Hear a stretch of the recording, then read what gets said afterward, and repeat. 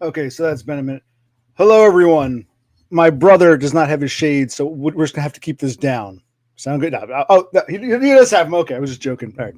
Well, my brother, he had a day off today. He's got to go back to work tomorrow. I said, "Listen, you got to go to sleep soon, but why don't we dick around and stream? And why don't you say hi to the people?" Hello, everybody. So, well, we're not really. I just, it's like, I. So we got. It's nice to see everyone because tonight's what's a Friday night. I'm amazed you're all here so fast. You're in different parts of the country or in different countries, yet this is the quickest you've all shown up. It's because of him. You wanted to see him. Why, thank you. I'm amazed. All right. These guys are busy on a Friday, aren't they? Oh, yes. We got Doggo Food Frodo. What's up, Doggo? Calling me, Whatever he's calling you. Okay. You got Cthulhu Sloth. Well, it's nice to see some of these people. Oh, it's Matt. He's been streaming quite a bit. I don't catch them because I think I'm asleep when he streams, but I have to catch some of his streams. I don't really watch him, but I saw you did a bunch, but I never got to see him. What's there to be excited about? See, I want to move into video mode. Like I did my video about the lawyers. I want to do about being run over, being strangled. I might actually I'm thinking about taking my shrink when I record him, editing out my names and shit. But I'm thinking about it because I thought I'd go into more video, but he's been doing some videos. No one really wants to watch videos. They just want to have the Starlings. They want a nest to hang out in. When there's like no nests, like where do we go? Where do we go? Yeah. We got Horsehead. I guess we're back. We're kind of back. Yes. We're back-ish. He's got to go to bed soon, but it's nice to see everyone. Howdy. We were actually. Why don't you tell them? We don't have to go to church. We finally got around. You got that new computer. Yes. We still got to fix or dick around with your old computer. Yes, we do. For your new computer, we installed a few programs you needed, but we had problems with others. Do you want to share? Not really, or meh. Just a few miscellaneous programs. We're trying to get his computer up to speed. I got programs, like essential things, like but you downloaded the Adobe thing. Yes, I did. Other things that you might need, I've saved on here and I was transferring them over, and some things work, some things don't. Like Windows 11 rejects certain things. Like apparently my original from my teenage years, my Microsoft Office 97 disk is not compatible. It worked on 10. It won't work on 11. It keeps giving all kinds of exe pro. So yes, the brothers click. But it was nice to Okay. I am the polite brother, and sometimes the jerk has to come on too. So we're both here. Yes. Well, they've never met our other brother, have they? Yeah, there's a third click, and in the attic. We feed him fish heads. And you've never met our sister, of course. So I mean, for now, you know 2 of the 4. Yes, Master. You know 2 of the 4. Well, I took a shower today and I shampooed, and then I didn't comb. I just got out of the shower and I just sort of rubbed my hair. I let it dry like this. That's what happens. You were saying, buddy, because remember, I buzzed it down. I had long hair, I had shaggy hair. I buzzed it down. There comes that point where what you were saying, it's kind of longish, but you still can't comb it. Yes. Tell them. Yeah. So I'm at that point. It's coming in, but it's not. It's still too short to comb. I can comb the sides. I can't part this yet. It's still very straightish. So. So it's like I've been thinking about getting my hair buzzed. Okay, where's everybody? No, I've said before. In fact, let me show them one more time. Because they're pissing me off. I want to show you my hero. And we should also talk about that Super Bowl stadium thing. Yes. I want to show you my fucking hero. This dude. When I die, I want to die like him. Let's see if let's see something here. Wait, settings. Shit. We're on 480. Let's go to that. Okay, there we go. Yeah, when I've shown you this before, I'm going to show you one more time. How do we share screen? I forgot to do this. Oh, present. I haven't done this in a while. It's been a while since I guess it has been a while since I've streamed here. Let's share that. Okay. Yeah, I want to look like this dude. I want hair like his. See that? That's my goal. He's my hero. I mean, I don't want to end up dying, but I want the same kind of hairstyle as this dude. So I see his hair, and I'm like, I want that so badly because I think it looks awesome. I want to be like him, have a little mustache. So when people keep asking me, what's with the hair, well, I'm trying to look like him because I love his hair. He has fabulous hair, doesn't he? Got to stream fast. That's right. I should make that my new this asshole. This statue should be my new avatar. Yes. I should get rid of the O. But I actually want my avatar. I don't care if it's purple. I don't give a shit. They assign me purple. I don't care. Whatever color, it should say OC. It just says O, and that kind of. I want it to say OC, but I don't know how to edit to have 2 letters. So someone can teach me. I don't care about the color. I want it to say OC. It just says O. So yeah.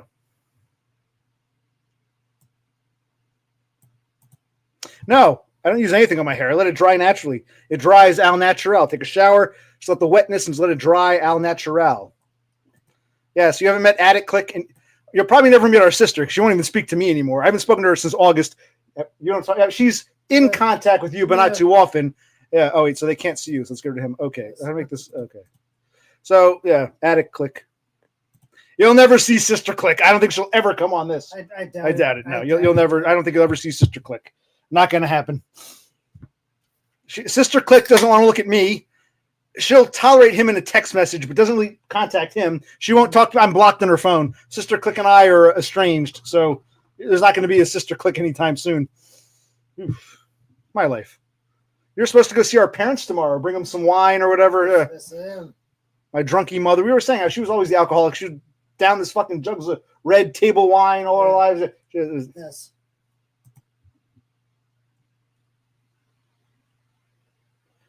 Okay. Wow.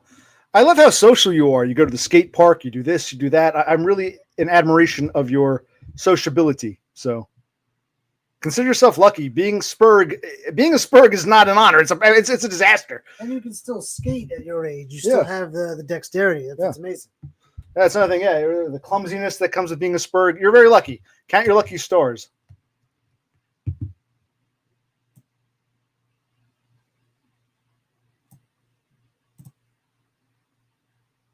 I turned to stone when you were gone. I turned to stone. Turn to stone when you're coming home. I can't go on. By the way, I always thought that band copied an older song, an old Motown song. If you take your love from me, I'll turn to stone. Turn to stone. If your love I couldn't call my own, I turn to stone. Turn to stone. I wonder if Cassandra's still making those lists or she gave up on that day. To see if she can find those 2 songs. Very similar. I think the first one we were singing came out later. I think they copied the Motown song. With, Okay, why do you want to die, Matt? Because you got into a fight with some guy at the park, or you challenged him and he got scared. What's going on that you want to die? Something wrong?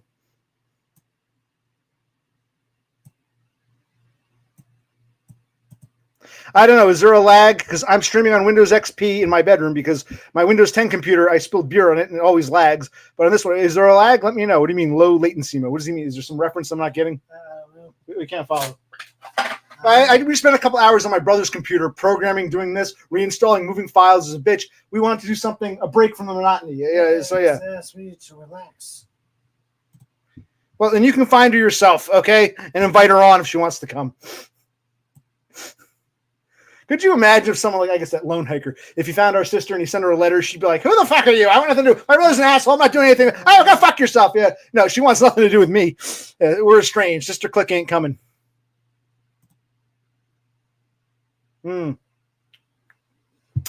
Sister Click's an editor. You're motoring. What's your price for flying in finding Mr. Right? Okay. I'm getting tired. Okay, we're singing a lot. It's good to be in a singing mood. That is something to aspire to be. Because look, Matt has a lot of money. He's worked, quite a bit. He was got a wife and a kid. No. We're talking about DBF, Destroyed by Floyd's. He doesn't have a wife and a kid, but neither does Totem. But he had a good job. He saved up money. He's got good money. He lives in a nice. He traveled the world. So he's actually doing better. I know he's not totally satisfied. I'm not saying he hasn't had it hard. But look how the other half lives. He's had so. Yeah, I mean, DBF is admirable. I wish I had his money and his time to travel the world, and no one tried to kill or strangle or run me over, but they do. I don't get to live his life, but. And I think Totem also has some interest in Bussy. So yes, that's part of it too. So we wish Totem the best. Yes, Turn to Stone was the first song we were singing. I turned to stone when you were gone. I turned to stone. But I think they ripped off. If you take your love from me, I'll turn to stone. Oh, she did. Okay. Well, I'm behind in chat. That happens sometimes.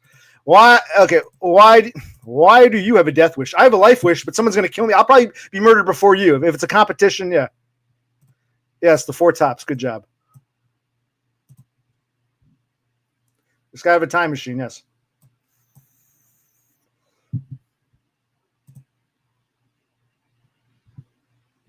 Well, he didn't actually attack me. He threatened me. But I can tell you about the strangulation and being run over by a nigger bitch. But I was also talking about this other job I had. I was talking to my shrink the past couple of days about this other job. No one attacked me, but I was treated like fucking Cinderella. And my shrink says to me, "What do you mean, Cinderella?" And I said, "I'm not talking about the Prince Charming and the slipper and the magic ball and the pumpkin. No, I'm talking about the first act. The first act of Cinderella where she's being treated like fucking shit. But no matter what she does, the stepmother's never happy. The stepsisters can do whatever the fuck they want." I said to him, Cinderella, not the fantasy part. Cinderella, the home life, being treated like fucking shit. I was treated like fucking Cinderella at this fucking job. So maybe I'll think about it. Upload those videos. Starting to make new videos. Upload. But I mean, how many people? You're all upset that I wasn't streaming. Does anyone watch my videos? I do a video. I want to do that lawyer update. I'm glad. Basically, it's for me.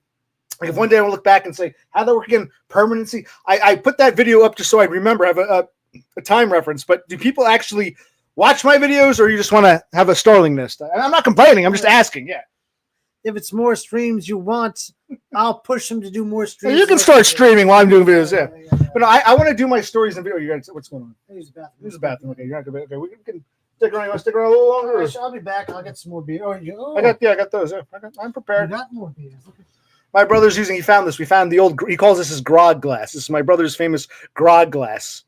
So he loves. We this was missing for a while. We found it on a top shelf, buried. I said, so we cleaned it. He's using his grog glass. Let's see what we can do here.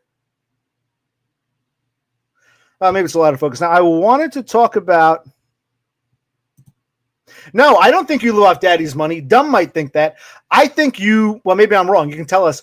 I think you used to work hard. You had a steady job as a welder. You made good money. You saved up. I think you have savings on your own. And every now and then you still got to go back to work part-time, but you still have enough of a nest egg. I think you're living off your own money from your younger days, unless something's different. Because I think you're living off your hard-earned money from your younger days, and I wish I could have been in a position to have a steady job and make that kind of money. But I don't think you're living off daddy, unless you are. You can tell us. Oh, Diddy? Yeah, I don't think DBF is living off Diddy or daddy. I think he saved up. I think he had a really good job for a number of years, and when the job ended, he said, "Fuck it, I'm going to spend this money. I've saved up all this money. I don't have a wife and kids to spend it on. Might as well travel the world." So I think he had a good job, and that's what I think, unless I'm mistaken. Destroyed by Floyd's, you can tell us. No, don't laugh. Answer the question. Okay, where were we? Wow, I was really behind in chat. I hit jump ahead. Where the hell am I? Okay. Yes, he was Matt the welder. He said he worked as a welder for over a decade. And if he was working 5-6 days a week and making good money in union and overtime, and he have a wife and kids and a big house to spend it on, he might have a nice savings, a nice chunk of, a nest egg. So that's what I thought he was living off of. Let me see. Beppis once told me if I go like this and bring it back slowly, it should come back into focus. I don't know if that's true or not, but I can tell it looks out of focus. Oh, there we go. Okay. Now, Dumb thinks DBF in Australia lives off his daddy's money. I think he saved up all that money. He was a welder. Yeah, he had a professional job, a union over. I don't think, and he probably he didn't have a wife and kids. He just had all this extra money. So I'm assuming, that's what I thought. He can tell us. He hasn't said much about his dad, though, has he? His dad remarried. He's got a younger brother and sister, I believe, and the brother has autism. Yeah. No, he just went to take a piss. He's still here for now. I showed him your grog glass. Oh, yes, the grog. Do you like the grog glass? You haven't used this in years. All right, I thought it was gone. We rediscovered it. Yeah, we thought it was lost.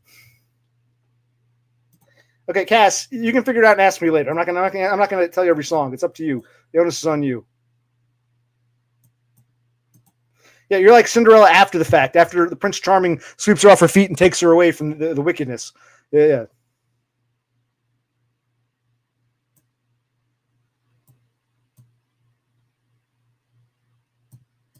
Yes, we'll jump to that. Yes. Cinderella without the fairy godmother. Forget all that bullshit. No prince, no glass slipper, no magic castle. Forget all the right. Forget all the bullshit. The first part. Imagine the first, I often thought a story like Cinderella, even though it's a fairy tale, the thing about the prince and that was all her imagination. Like she needed like her coping mechanism to get out of the reality that she was in this miserable environment. She'd probably die in that environment. So yeah. So no matter what she did, even when she did everything right and tried harder, the stepmother would still find fault. Like me, like no matter what I do, I told my shrink, you should try this. Everything I do, they always try to find extra fault, even when I do things perfectly. And others fuck up left and right. They don't care, like the stepsister. So it's like I'm like Cinderella without the fantasy. That's interesting because you commented on it. You were one of 3 comments. I'm like, okay, Jew lawyer, but you didn't actually watch it. It was a 2-parter. You don't have to watch it if you don't want to. Like my videos are for whoever wants to watch them. I made it for myself, but it explains the lawyering in America. It explains the HMS. It explains how my life is legalese bullshit. It's like, yes.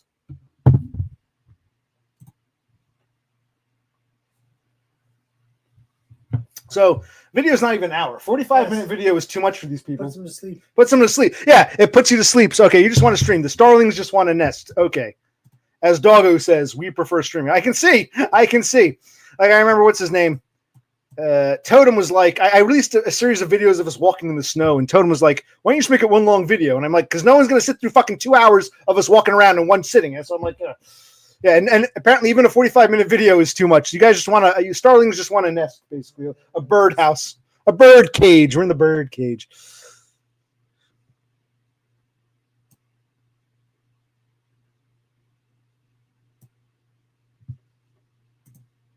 Well, yeah, my brother prefers glasses because he thinks these aluminums don't get washed very well. I love the aluminum. He thinks they don't get washed very well. So I said, fine. I was giving him like those schooner glasses, whatever they're called. They're pint glasses, but that can hold 2 beers. So that when we found that, we're like, oh, the grog glass that can hold 2 beers. Yes, the grog. And it's all for me grog, me jolly, jolly grog, all for me beer and tobacco. Where I spent on me tin on the lassie's making gin, or across the western ocean, let's travel, or whatever. Somebody's having it. No, well, I can't remember how to go. Lassie's drinking gin. Far across the western ocean, I must wander. Yeah. Look at, I'm behind. Let's try to catch up and chat. Matt destroyed first. You were correct about my life. That's what I said. But you actually did have a very good job, and you weren't spending money on anybody. No wife, no kids. So I'm assuming, as a bachelor with a good job, you saved up. I'm assuming you're living off the savings and supplementing with these part-time jobs. I never said you lived off of daddy, but you did quite well for yourself once upon a time. That's what I was saying. Did I get it wrong? Christ. You can scroll down a bit. Let's see. Daddy. I call him Puff Daddy. Yeah, Puff Daddy. Daddy.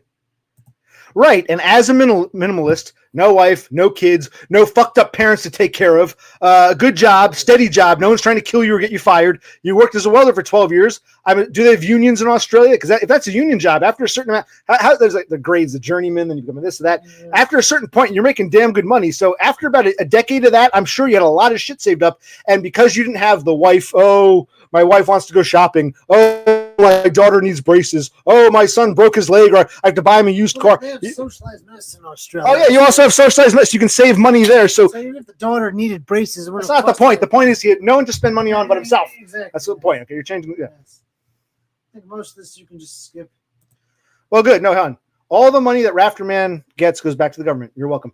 Thank you, because I'm trying to get on Neatbucks, and we're Americans. Thank God. We're in Jersey. You're in Maryland, I believe. Thank you. If you were in Australia or England, it wouldn't matter. You're an American. Yes. Please give your monies to the federal government. We'd better if you. Why don't you move to Jersey so you can give part to the Uncle Sam and the rest to the state of Jersey instead of the state of Maryland? And yes, let losers like me get my Neatbucks from your funding. That I'm happy about. So yes, thank you, sir. Thank you. Move to New Jersey ASAP. So part of your taxes go to the feds. Uncle Sam. Another part goes to the state. You should be in the same state. Or I'll move to Maryland. Well, no, if I move to Maryland, I have to start the whole process over again. So it goes state by state. I'm in the midst of this Jersey process. If I had known this, I would have moved to Maryland and started the process there. But you're gonna have to move to Jersey now, so you can fund my even more of my gimme debts. Yes. Would you really call this cozy? Is this cozy? He's talking about himself. Oh. 1 hour behind in chat, just like dumb. I don't think it's a full hour. Maybe like 45 minutes. Yeah. We'll catch up. Or if we don't, who cares? We can always jump back. Yes, and it was Beppis who discovered that trick. Speaking of whom, let's talk Beppis for a moment.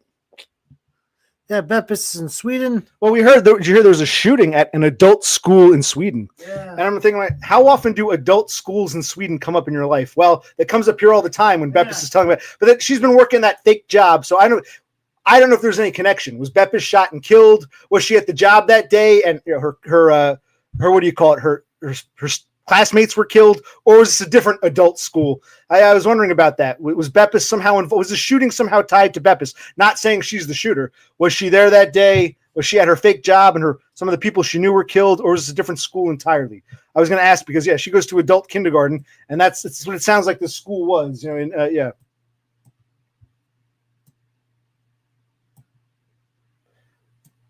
I can skip some of this. Looks like crap. I'm reading it. He traded everything else for Rebecca. Okay. Let's get some bussy. Totem says he owns like his liberals with facts and logic. Okay. I haven't seen him use anything logical or rational yet, but okay. Doggo is lurking. Click on Horsehead. Where are we? Let's click on that. We're still talking about Troon porn. I haven't gotten there yet. Yeah. We're on Troon porn. Troon porn. Doggo's lurking with that. Doggo's kind of liberal. Maybe Totem can own Doggo and they can, get some Troon porn. Okay, what's he saying? You can read it. I like Laura Vid and ran everything down fairly well. I'm not looking for a pat on the back.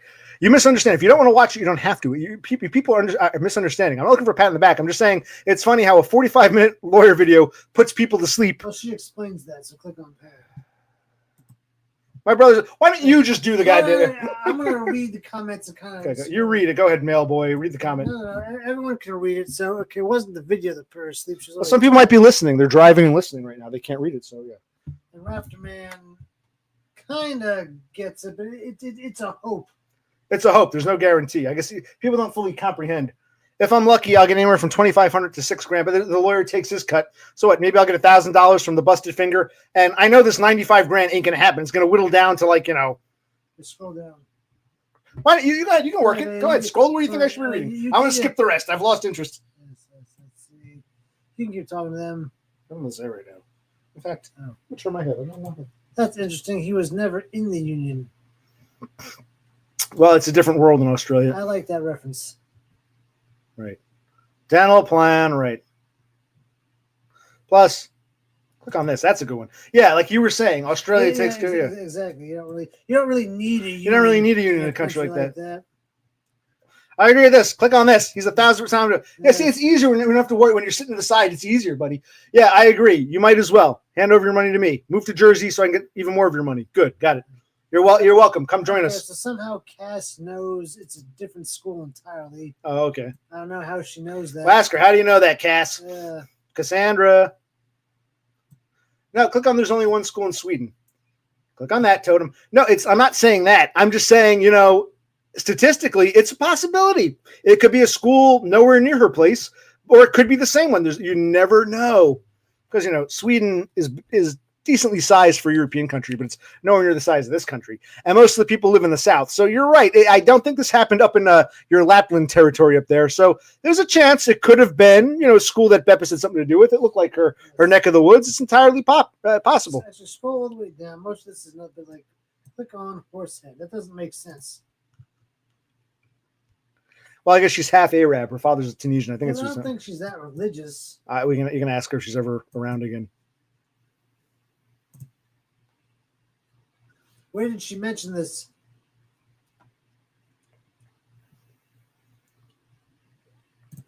Yes, it could have been Denmark guy who went across the water and. Yeah, it went nuts. I just said, how often do adult schools in Sweden come up? If they had said there'd been a shooting at an elementary school, there are a lot of elementary schools or whatever they call them over there. Yeah. But these adult schools, I don't know, there's only a couple regional, like each county only has several counties share an adult school. So it could have been. You never know. Well, was he an Arab or was he an ethnic Swede? I didn't see anything about it. Was he Inkwell or was he like some kind of Arab?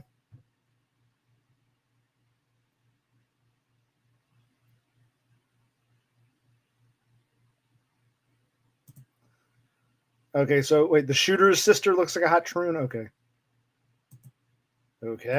He was a Swede cell. Well, was he a Swede cell or was he like, one of these invaders? I see. He couldn't look people in the eye. But he was a Swede cell. He was an ethnic Swede. Okay. He was one of yours, Totem. I see why you moved to Norway. Jeez. Yes, it is. I mean, if you want a dick, that's cool, but it would be your boyfriend, not your girlfriend. By definition, boys have penises. So it would be even if it's dressed like a woman, it would be a boy. So you'd have a boyfriend. Nothing wrong with that. I'm not homophobic. I'm happy for you, but no, I wouldn't call it a girlfriend with a dick is a misnomer. It would just be a guy dressed like a girl. So it's unless it's a woman with one of those strap-on toys. okay. Wow. So he got on the benefits. Yeah, wow, good for him. Good for him. See, he had it pretty good, like not working but getting benefits. and why'd he pick? Is that the school he used to go to? Why'd he pick that location? Oh, he used to go there. Okay, that was his adult kindergarten, so he could stay on his neat bucks. Okay, just like Beppis has to go to either the fake job or the adult kindergarten. This dude was going to this school to stay on benefits, and he decided, "Fuck this." Okay.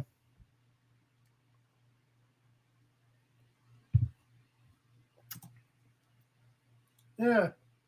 Exactly. What more do you want? Actually, that's the one cool thing. If I did get approved for SSDI, yeah, you could. Sometimes they investigate, but there's no requirement. Once you're declared disabled, there's no adult kindergarten involved anymore. You're just free. I guess maybe he got tired of his parents forcing him to go to this adult kindergarten shit or whatever. And yes, his sister looks like a man. Wow. Oh, so you didn't even see this in the news. You're just going by with Beppis. For once, you on Discord. For once, we actually need Beppis here to share the story. It pertains to, Perhaps Sweden. she'll show eventually. No, who cares? Probably not. She's probably asleep. I hear bits and pieces, but yeah,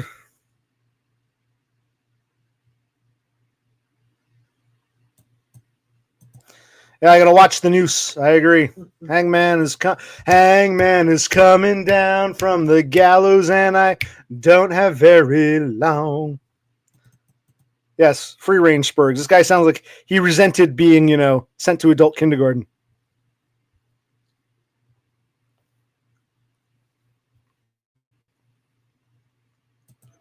I guess she does. Good for her. Good for her. Yes, indeed. Anyway, is my hair coming in like this dude? I want hair like him. See that? I've shared this before. When people say, "What's up with the hedgehog hair?" I want to look like this dude. His hair. See that? I'm trying to look just like him. I'm not there yet, but I will be.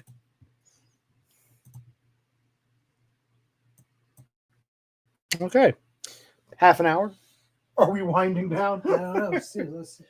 Oh, why don't you tell them about? I got to make spare ribs again tomorrow. We made some spare ribs. They're pretty damn good. They were. Why don't we share that? Because we went shopping today. We got some more ribs. We got some. Well, I was approved. I told them I was approved for food stamps. Yes. Did I tell you? I was approved for food stamps in January. Now, did I share this? I think I shared it. Maybe I should make a food stamp video. The way it works with food stamps, I think I've shared this. It's a federal and state program. And there's a whole equation. They somehow work it out. And they were saying how, part of it is federal. Part of it is federal. Part of it is federal. And in the state of New Jersey, everyone is given $95. So if the federal government says you get 90, New Jersey will give you an extra 5. If the federal government says you get 5, New Jersey will give you 90. Basically, everyone between the state and federal, everyone in the state of New Jersey gets at least 95. At least 95 minimum. And it can go up to, 292 max. So remember, between state and federal,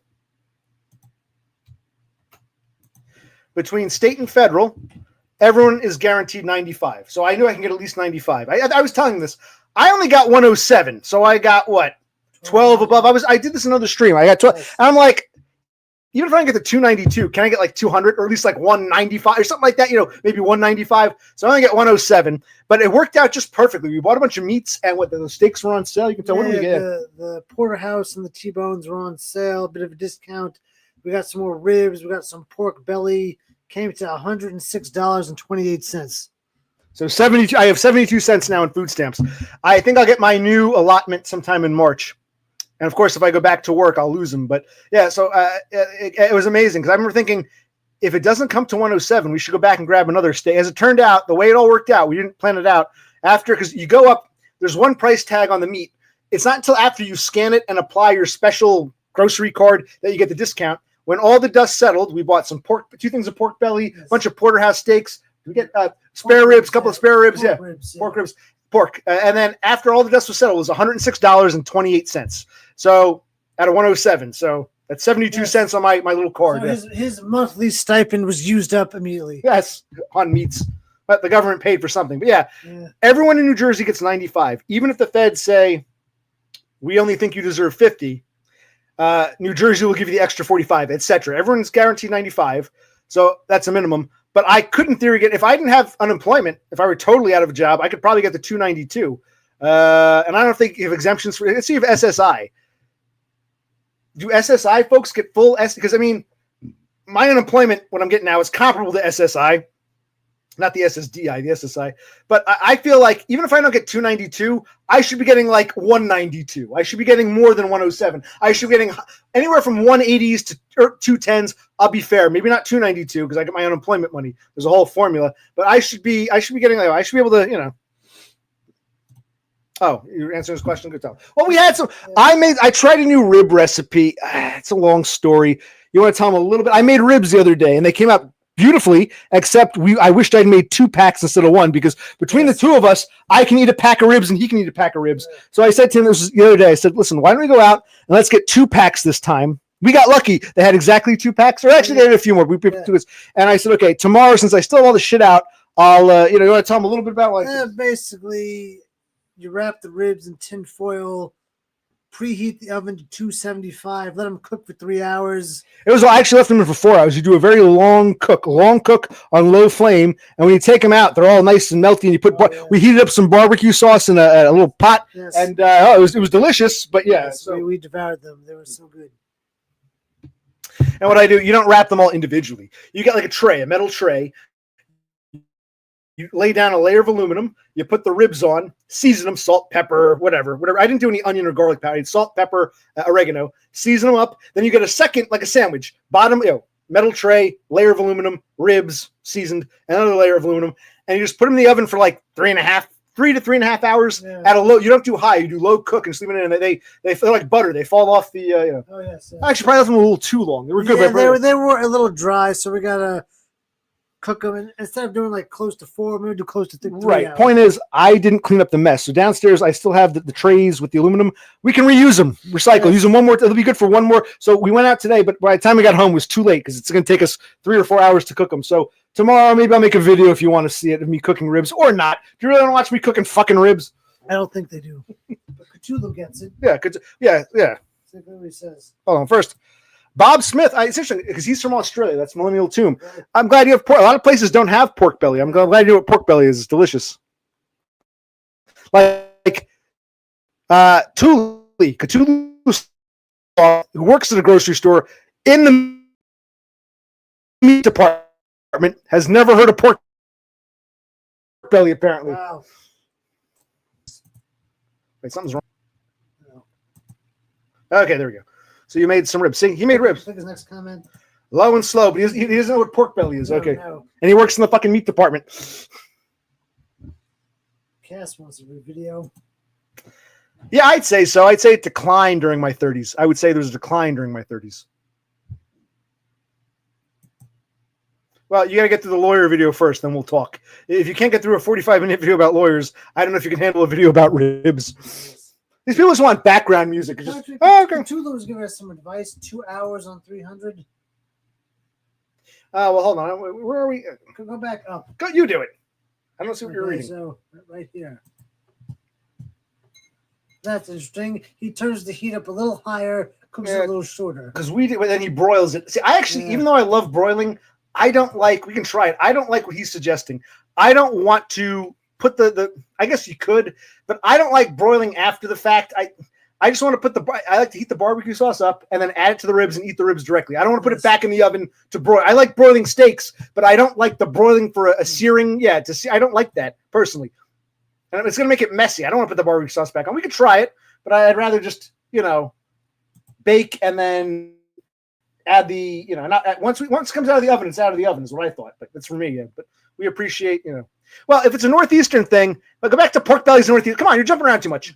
How does Bob Smith, who lives in Australia, know what it is my question.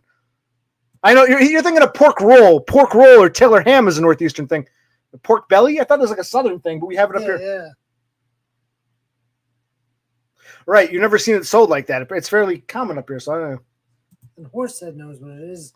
Right. Yeah. I'm surprised some people know what pork belly is. Yeah. I thought pork belly is all over the place. It's down south. What's his name? The Maryland guy. He's thinking of pork roll or Taylor ham. That's unique to this area.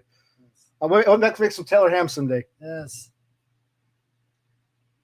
No, he didn't know what it was. He thought it was giant bacon. I had to explain. It's shaped like bacon, but if you can picture bacon, you can picture like just pork chops. It's somewhere in between. It's not really bacon. It may look like a giant piece of bacon, but it doesn't taste like bacon. No. It tastes like almost like not quite pork chop, but like a pork hard. meal. Yeah. He didn't seem to know what it was. He thought it was giant bacon. So yeah. No, I don't eat gabagool. No, Christ. I'm not even sure what that is. It's some kind of Italian. Is it something with fish? I don't know what that is. I don't know. I have no idea what it is either. You can't jump around carefully. But it's okay. I'm doing this. Okay, so they can get it out. Right. So they have it. So what's his name? Rafterman is wrong. It's not just in the northeastern U.S. It's all over. It just Thule didn't know what it was. Go back here to Doggo. I like that comment. You're all over the place, buddy. I agree. Everyone's entitled to their own opinion, but you say you're a music fan, and then you say, I hate the Beatles. I love AC/DC more. Whoa. It is. Yes. Doggo. What do you think, buddy? Yeah, that's not right. That's not right at all.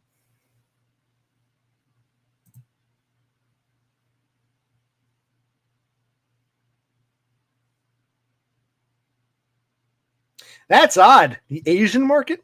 Yeah. So basically it's a rarity in the Southwest, but no. Click on this. No, he thought it was giant bacon. I had to explain. It doesn't really taste like it's pork, but it doesn't taste like bacon despite the giant bacon-like shape. No, he didn't seem to know what it was. I don't think he's ever had it before. And that's weird. An Asian market to get that? That's weird. Yeah. Pork belly? I thought pork belly was like, I thought it was like a Southern thing that they sell up there. No.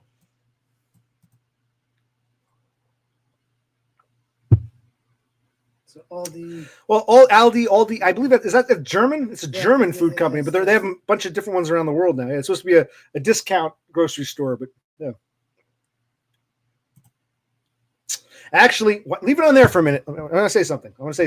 I'm glad you brought. I just wanted to mention one little thing. I disagree with you, DBF. I prefer the Beatles, but I don't usually like cover songs. I prefer the original. Every now and then there's an exception. And I love the Beatles much more than the fucking Beach Boys. But I will give them credit. The Beach Boys, I think, did a better job. We're going to sing it in a minute. They covered a Beatles tune. The Beatles had an early song. The Beach Boys covered it on their Beach Boys Have a Party album. And I actually like the Beach Boys cover better than the Beatles. Usually I like originals over covers. I love the Beatles well better than the Beach Boys. I like them too, but not the Beatles. But there's one song I think the Beach Boys covered a Beatles tune, and they did a better job. Tell me why you cried and why you lied to me. Tell me why you cried and why they on their Let's Have a Party. We agree. It's like their cover for some reason. I love the Beatles more than the Beach Boys, but that song, Tell Me Why, was a throwaway Beatles song. The Beach Boys actually made it interesting. I prefer their cover than the original Beatles. That's one exception. Okay, so where were we? I know we got behind. This is a hot night tonight.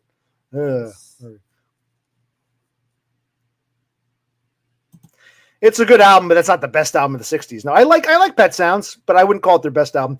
I think I like it. I'm not knocking it. It is overrated. Doesn't mean it's bad. Overrated doesn't mean bad. I like it. It's just not this masterpiece. It's not like it's good, but it's not. No. I should play the original version of Sloop too. Yes. Scroll down to the bottom. I didn't know that. I don't really go to Asian markets. They actually opened one not too far from here. I went in there. The place smelled like piss and like a Chinese restaurant. And I was like one of the only white people in there. You had these Orientals like running the store, but then you had like Spics, Mexicans, illegals, like actually packing out and stocking the shelves. And I saw a bunch of gooks walking around, even some Indians. We were like the only white people in the store. Maybe one other old white lady. I'm like, the place smelled disgusting. It reeked. But what is shoegaze? Why don't you explain what that is?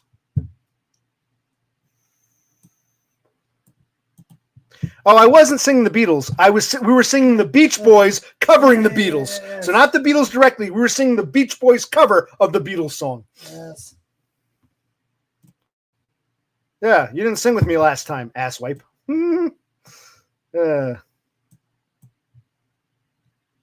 Well, no, you gotta go to bed soon, right? A little longer, 11:15. A little longer, yeah. All right, Mike. It's a shame. You should have 2 days off. Yeah, Call out tomorrow. Fucking.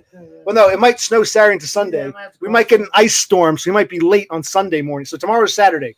Tomorrow's Saturday. Tonight it's clear night. Clear night. I'm out of beer. We're supposed to get some kind of fucking Snow, ice, but not just snow, but like the black ice, and there is. So Yeah. I said, if it's really that bad, don't wreck your car over a fucking part-time job. You're not going to make enough money to pay for it. If you're going to call, I said, listen, I'll come in, but give me a couple hours from to salt the roads or whatever. So, Yes. yeah, it's fine. No, we're not singing. Is that NSYNC or the Backstreet Boys? That's one of those boy bands. Tell me why life ain't nothing but a heartache. Tell me why ain't nothing but a mistake. I never want to hear you say. I remember that song. I want it that way. You are my fire. That was one of those boy bands. It was either NSYNC or Backstreet Boys. It was Backstreet Boys. Backstreet's back. No, it was NSYNC. That was Backstreet Boys, I think. Yes, I think so. Or whatever. But no, I was singing a Beatles song that the Beach Boys covered. Tell me why you cried. Why? Well, I like Pet Sounds. I like it. But if we're ranking albums, I like Abbey Road better than Pet Sounds. I'm not even saying Abbey Road is the best, but Abbey Road I like better. I like Pet Sounds. I'm not knocking it. I like Pet Sounds, but Abbey Road is above Pet Sounds. No question. There could be some truth to that. A lot of people probably don't realize the brilliance of Pet Sounds. I like it. But I think you say Sgt. Pepper's overrated because so many people say it was a masterpiece. If you actually stop and listen to how they fit, it sounds like 8 to 16 track recording, but only on 4 tracks. And the experimentation, that album was brilliant. And it influenced the Stones. One of my favorite Stones albums. Let It Bleed. You're a fucking moron. Let It Be inspired Let It Bleed. No, before that, Sgt. Pepper inspired Their Satanic Majesty's Request. I always say, what is the best Stones album? What was that thing you used to say? Someone's tired. I would say, When it comes to the Stones. when it comes to the Stones, their albums have like 1 or 2 hits, and the rest of the songs are very, very different. However, Satanic Majesty's Request is one of their only cohesive albums where all the songs align and make sense. If you want to argue Flowers, I'll listen to it, but Satanic Majesty's is really their thing. If I bring you Beggar's Banquet, you say good day, sir. Somebody said once, so I'm saying, Let It Bleed. No, man. Their Satanic Majesty's Request, which was inspired by influence. I like Their Satanic Majesty's, but it was kind of a Rolling Stones knockoff of Peppers. So, yeah. And I know McCartney loved the Beach Boys and was very inspired, but yeah. Yeah, so we need more AC/DC. AC/DC. I understand that. And likewise, Their Satanic Majesty's Request wouldn't exist without Sgt. Pepper, which wouldn't exist without Pet Sounds. It's not about who came first. It's okay. Pet Sounds, Peppers, Satanic Majesties. I like all 3. I have all 3. I have all 3. I would say of those 3, Peppers is the best.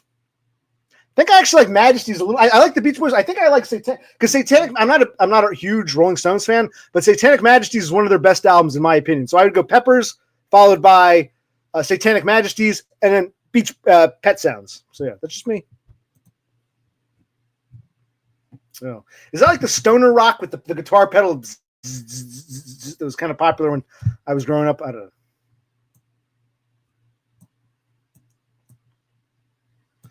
All right, I've heard them, but I don't know the songs. I'll look up My Bloody Valentine and Slow Dive. Okay. Yeah, they were both. You might be. Maybe you remember. You would have been. How old would you have been? I'm trying to think. You would have been like 6 or 7 years old. As a teenager, those bands, I would get them confused because they were both huge, like NSYNC, Backstreet Boys, and there's another one called 98 Degrees. They were all very big around the same time. So I forget who had which song. They're all kind of. Yeah.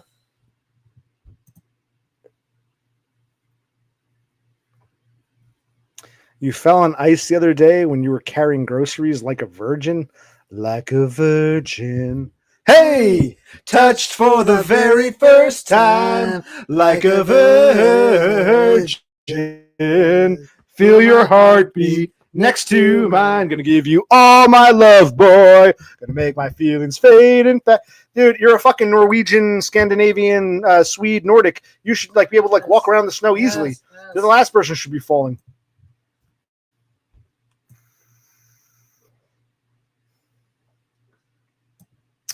See, that I disagree with. I'd rather listen to the Beach Boys and the Backstreet Boys. Yes. That I disagree with. But Totem, you're entitled to your opinion.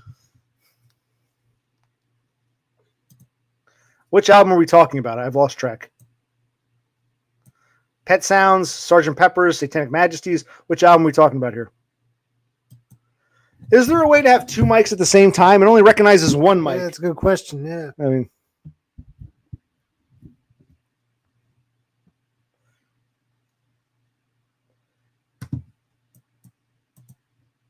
no, I'm not saying it wasn't a good album. I'm not saying it wasn't influential. McCartney said many times he thought it was some of the best music. God only knows what I'd be without you.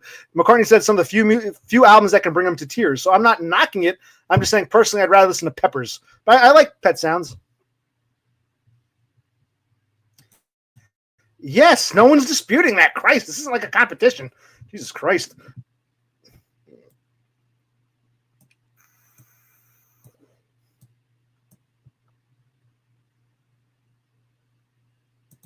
Okay, so us singing is Doggo's favorite part. All right, then. But I think several others were complaining about it. So we have to have a vote. Who wants me to sing? Who wants me to never sing again? Who wants me to only sing at certain designated times?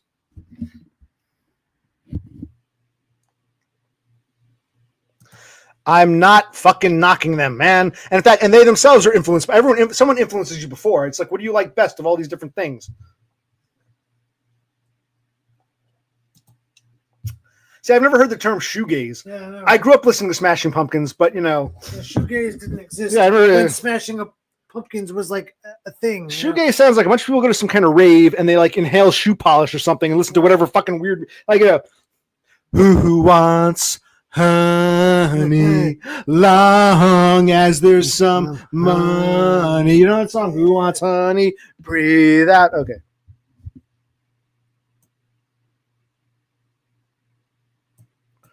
So he says more singing.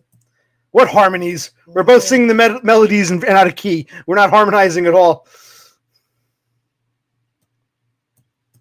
That can't be true. Oh, you mean 78 songs in total? Okay.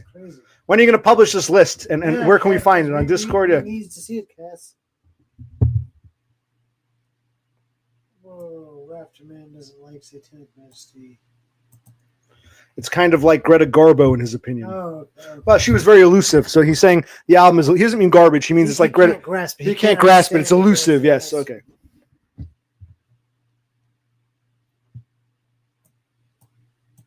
Well, when I start e-begging, you guys can buy me one of those. We'll start some shit. I'm gonna start. I forgot. I got a post office box. Yeah, We got an e-beg. Yeah.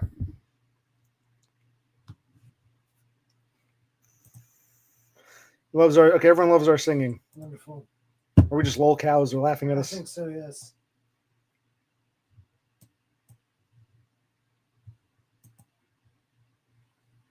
Give a trigger warning and tell them. No, I break out in the song when I feel like it. I can't say I feel like singing. Hold on, everyone, cover your ears if you don't like it. That kills the mood. I don't want to sing after saying it. If I could have a disclaimer, I don't want to sing anymore. That would just kill the mood.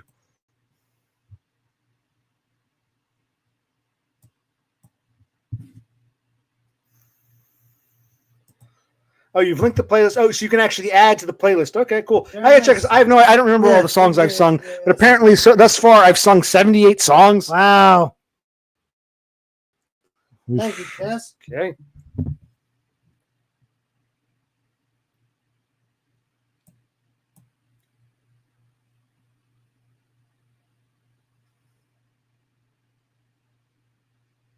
Yeah, Totem's got he's gonna help me buy a microphone. That's cool, so we can sing. We have two microphones. Thank you, Totem. Because you got the money for it. You can afford it.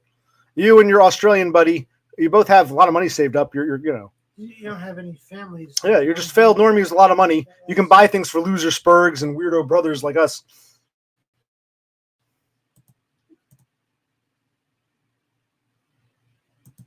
Possibly, but I'm not British and it's not going to work. They would know immediately I'm an American. So it wouldn't work. They wouldn't see me as one of their native sons of the land of hope and glory. But he's getting tired. A little bit. Let's go a little more. Oh, actually, I want to share something else here. If I can find it, I might not be able to now.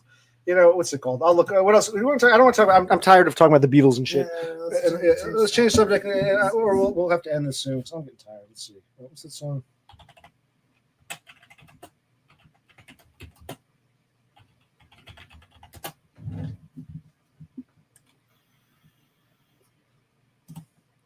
If I can find it. It might not be findable anymore. No, this.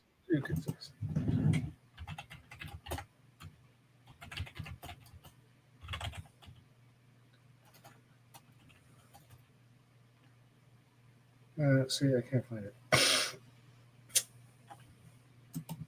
Tell you what, we're winding down.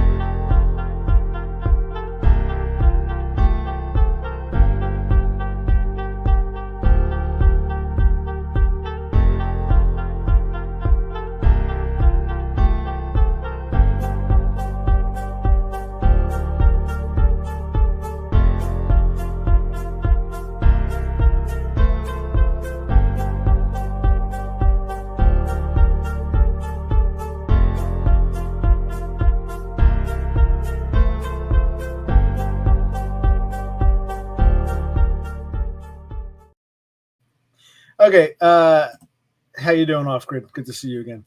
No, we were talking about the pet sounds and how some of you think it's a masterpiece. But once upon a time, I found like an old recording of Sloop John B. Apparently, it originated in the Bahamas, and I can't find that video now. It's from like the 1920s. It's believed the song goes back to the mid 1800s. But I found a comparable video, and I'm sure it's probably not under copyright. So I'm going to put that on. Meanwhile, I'm trying to get my hair to look like his. Remember, I'm trying to get my hair to look like his. Let's not forget.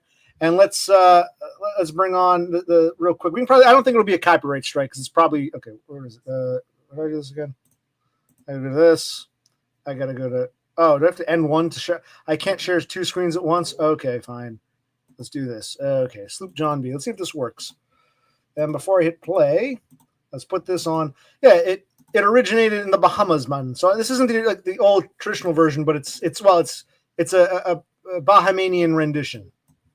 We sail on the sloop John B, my grandpappy and me. Round Nassau town we did roam, drinking all night, got into a fight. I feel so break up, I want to go. Okay, I heard like a more traditional, like an old scratchy recording. Rise up the John B said, see how the mainsail sets. Send for the captain ashore, let me go. Let me go. That's a traditional song, and it says Smithsonian, so maybe this is an old recording. Want to go. I feel so break up. I want to go home. The first mate he got drunk. Grab some more beer. Broke up the beer. Let me it. Okay, 3 beers. All right, I'm gonna grab a beer. Come on board and take him away. Enjoy the song, everybody. Without any bed, I feel so break up. I want to go home. So I stop the John B sail, God, see how the mainsail set. Send for the captain ashore, let me go home. I want to go home. I want to go home. I feel so break up. I want to go home. So I saw the John B said, God, see how the mainsail set. Send for the captain ashore, let me go home. I want to go home. I want to go home. I feel so break up. I want to go home. All right, where are we here? I feel so break. The song's still playing. I want to go home. I feel so break up. So break up. I want to go. I want to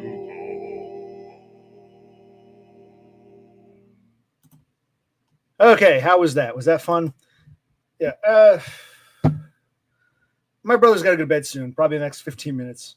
I don't know. I think I've said all I have to say. Let me try that finger trick.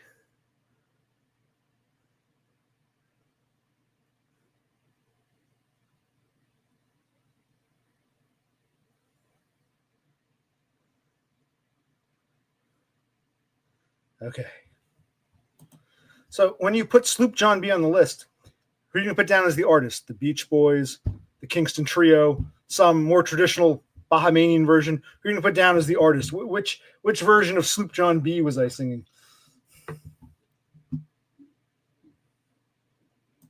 That's an interesting way to look at it. So you can share it with the fingers, but it was actually Beppis who either realized or cleverly discovered that whenever this, I snip my fingers, right? Yes. Julie said something clever. I'm sharing my fingers, but Beppis found out once if it goes out of focus, you put your fingers. I'm going to do it now. You put your fingers right up to the camera and and Cass mentioned slowly bring them back, and it brings you back into focus. So, thank you. When people say, "Why do you allow women here? Why do you allow these females to come here?" Every now and then they have good points. So, thank you, Cassandra, and thank you, Beppis. No one else helped me with that, so the two of them get a thank you for that. We're probably winding down. Probably going to bed in the next 15 minutes. I would agree. I need an off. Oh, red and blue. Oh no, Guillermo's here. Look at that. Oh, that's interesting. Long time no see. How you doing, Guillermo? Hola, mi primo. He's saying, "Hola, muchacho. ¿Qué muchacho? Me, él. Bien, amigo. ¿Cómo estás, Guillermo?" Am I saying it right, Guillermo? Because I think Dumb pronounces it Guillermo. So, should we say Guillermo, or Guillermo, or should we say Guillermo? Where are you from again? Yeah, where are you from, Guillermo? ¿Dónde está? Yes. ¿Qué país? ¿Dónde vivas? ¿Dónde vivas, Guillermo? ¿Dónde? Yes. ¿Qué estado? I'm always speaking German now. Who? Guillermo. Alles gut, mein Freund. He didn't say Freund, yes. Alles klar, der Kommissar. Das ist sehr gerückt, Guillermo. Ecuador. Ecuador. So Guillermo is from Ecuador. Cool. Have you ever been to the Galapagos Islands? Oh yeah, the Galapagos. They're in Ecuador. I worked with some guy from Ecuador, and he says that everyone in Ecuador earns $450 a month. So he said he was a camera operator for a TV station. He earned $450 a month. If someone was a cashier at a supermarket, they would earn $450 a month. Is that true? Sounds like communism. Yeah. I mean, then I tried to talk with him because he's not so good with English. I'm not so good with Spanish. I guess if you're like a doctor or a police officer, you earn a little more. But the point he was stressing was that everyone gets paid the same monthly rate of $450. Is that true, Guillermo? And this is why we do these streams. Every now and then we get something interesting after all this bullshit fluff. Okay. What was I going to say? He says he lives in Ecuador, but he says he's Venezuelan. Kind of like how allegedly Totem is a Swede but lives in Norway. Guillermo is a Venezuelan but lives in Ecuador. So we don't know why that is, but he's from one spick country living in another spick country, yes. Just like Totem is from one Scandinavian country living in another Scandinavian country. So $450 is the minimum wage. So everyone, is that like almost like what's it called? Universal basic income. Everybody who has a job gets at least $450, or is that in like pesos? When he says $450, is that like the hourly rate, or everyone gets $450 guaranteed? Yeah. Well, I believe Ecuador has dollarization, which again causes a challenge because they don't print that money. They just need American money. Oh, they use greenbacks? Yes. Like the Sacagawea dollar is very big there. Really? It has an indigenous person on it. Really? Yeah. That's he told you that? I learned that before I knew him. That's because that was rejected. Americans are used to a dollar bill with George Washington. All those coins, like Susan B. Anthony and then the golden Sacagawea, they never caught on here. But you're saying in these other countries they actually use Sacagaweas? Well, Ecuador, if they do dollarizing, like Ecuador does dollarizing. So I think Panama, several other countries. Panama, yes. Belize, I think Belize, Panama, yeah. Yes, we've established that. Yes, thank you.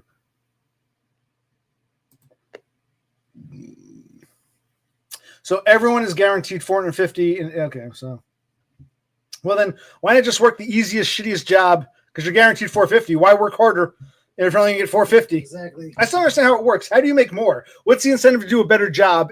How do you get more?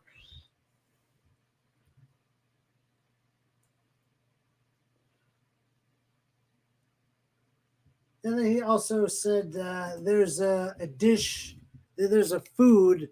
I think it's called. Well, I still understand how it works. Yeah, I We're both cashiers. Yeah, what if you work more hours than I do? Do we both get $450? I mean, do you get more for working more hours? What if I only work half the month? I mean, I don't understand how that works.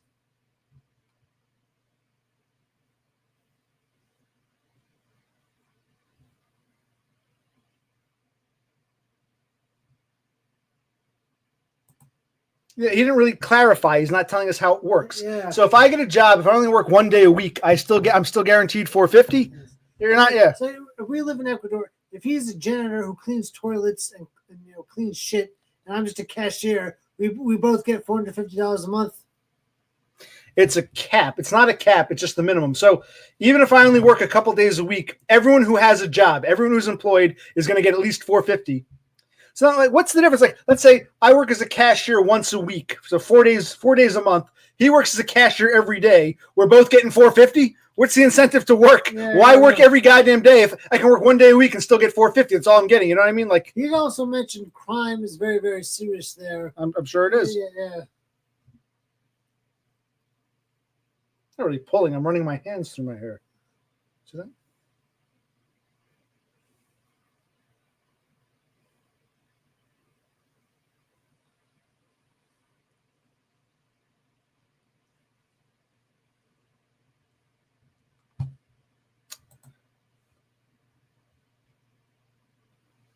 Okay. So anyone who works 40 hours a week for 4 weeks a month gets $450 guaranteed. Is that what it means? Okay.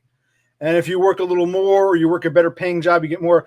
But anyone who's working the minimum 40 hours a week for a whole month gets $450 at least guaranteed. At least it's almost like minimum wage. Only instead of doing it by the hour, they're doing it by the month. Is what this sounds like. So it sounds like a monthly minimum wage. Yes. Although in this country, minimum wage is by the hour. There's no requirement to work 40 hours a week. You're gonna have a part-time job. I'm semi-retired. I work at the library for 20 hours a week. So it's different here. I guess in Ecuador, if you don't work 40 hours a week, let's say you work 35 hours a week, you're not guaranteed $450, but everyone who works 40 gets at least $450. And do they get extra on top of that if they work more? Says you don't work hourly here. Okay.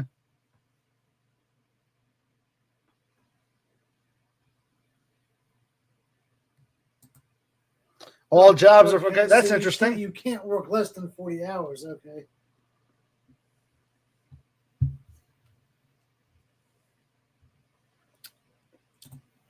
So Horsehead says that people who are against UBI, Universal Basic Income in the U.S., they all want to fellatio billionaires. And Totem says Totem is against it. He says it's just snake oil. So I guess Horsehead is saying that Totem wants to fillet billionaires, which might be true because Totem wants to be like destroyed by Foids. He wants to, travel the world and enjoy some pussy. So it might be right. You guys, you're both right. Yes.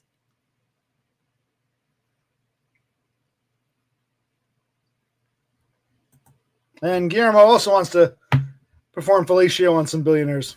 Yes. Yeah, I don't really. Yeah.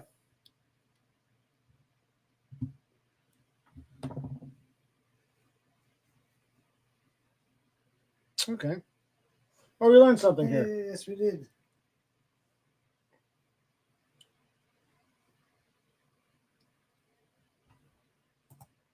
Well, it's free if someone else pays for it. Yes. Hell, after my life of hell, I've earned this. This isn't just I'm a normal person. I want to be a lazy bum. I've had so many nightmare experiences. I feel like I've earned any neat bucks I get. So let someone else pay for it. Fuck it. If you get to have a nice house and a nice wife and a pretty wife and kids and a great job and even a mistress on the side, and you're making millions and millions and millions of dollars, you can afford to pay some fucking taxes. I very much, yeah. You don't know how the other half lives. Of course it says. Amen, Horse. You're my hero. Amen. They can afford it. There's still enough money they're making that, I made $5 billion. I had to give $500,000 to the government. That's too much. You still got $4.5 billion. I mean, that's like chump change. Yeah. Are you going to go out of business? Because we used to be able to get $4.5 billion and pay half a million to the government. But now I got to pay a whole $1 billion. So to hell with the other $3 billion. I'm going to close up shop. It's like they're getting paid too much. I agree. Yes.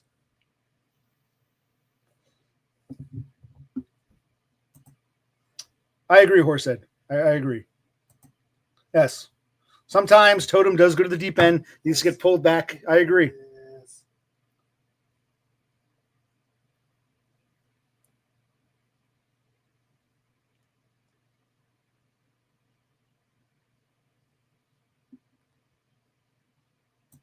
Well, no. I expect you to move to New Jersey, and your tax dollars go to Uncle Sam and the state of New Jersey to fund neats like me.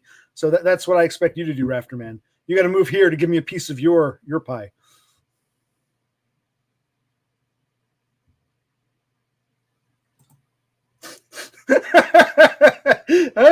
Totem and Horseheader. Yeah.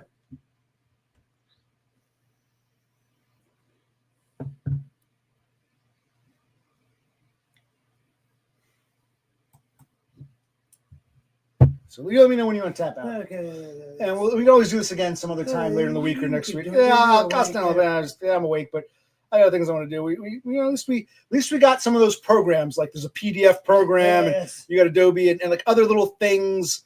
A bunch of programs we finally installed on this computer. I don't think we're able to do my old Windows 97 Office suite.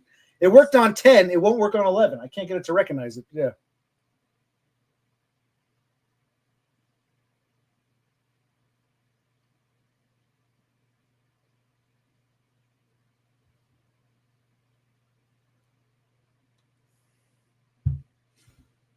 Okay, well, I think we are winding down. It was pretty active before. Now we've reached that point where it's like, okay, but we did it for an hour. Yes, we did. Yeah.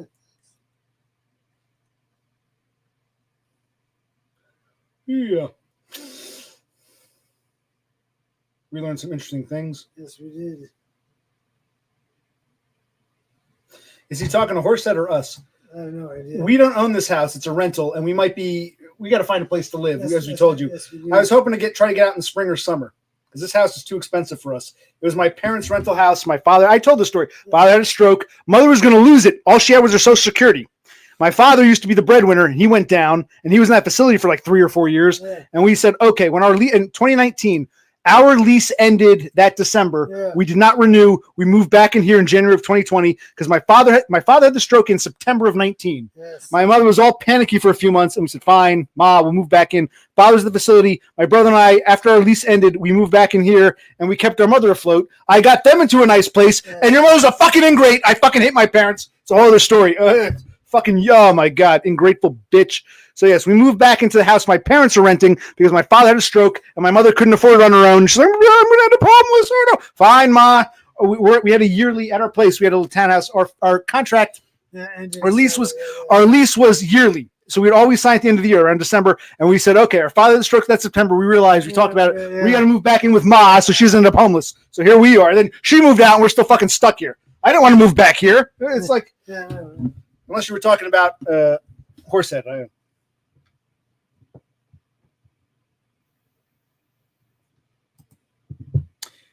Well, it's hard to answer this question. Do you want to answer this question? First of all, hold on. No, my parents don't own a house and have really never owned a house. This was a rental. They rented here. After my father had a stroke, my brother and I moved in to supplement our father. When he wasn't here, my mother couldn't afford it by herself. My parents own nothing. We own nothing. They're now renting a senior-friendly apartment, a senior-friendly low-income apartment. They've always rented pretty much all our lives. So no, nobody here, no one in our family, even my sister, she shacked up and moved in with some dude. She lives in his house because she didn't want to be the cat lady, like you say, the crazy cat lady. So she makes good money, but she's living with a dude because she doesn't live by herself. So no one in our immediate family owns a house. I got an aunt and an uncle with no kids who own their own little condo. It's a 2-room condo. But no, our parents and our sister and us, none of us own any property. So the answer is yes and no. I'm going to take a piss. It's 50 because here's what I'm afraid of. It's not that I want to be here forever. There's a lot of upkeep with this place. I got to cut the grass. I think the roof has a hole. We've been here long. My parents were here for many years. The landlord hasn't put any money into this place. But I'm afraid, what if we end up in some shithole? Some like Section 8 poor hellhole, bunch of niggers or some shit, or the nasty neighbors were playing music too loud. They want to complain or they want to Yeah. slash our tires. I'm afraid my biggest fear, it's not leaving here. I'm not in love with this place. I kind of want to get out. Yeah. My biggest fear is ending up someplace with very nasty neighbors. At least here, Yes. I can talk as loud as I want. It's just me and my brother in this house. Our neighbors are close, but they're far enough away that no one's going to hear me say hi. I have to open the windows and scream. So I can be as loud as I want. If I were in a condo right now, walking around with a person downstairs, start hitting with a broom. So, because we've been through that. We've had problematic neighbors. Yeah. So, I'll take a piss. You can tell them. Yes. It's nice to be in a house where we can be independent, not worry about people around us. But then, there's a lot of negatives with the upkeep.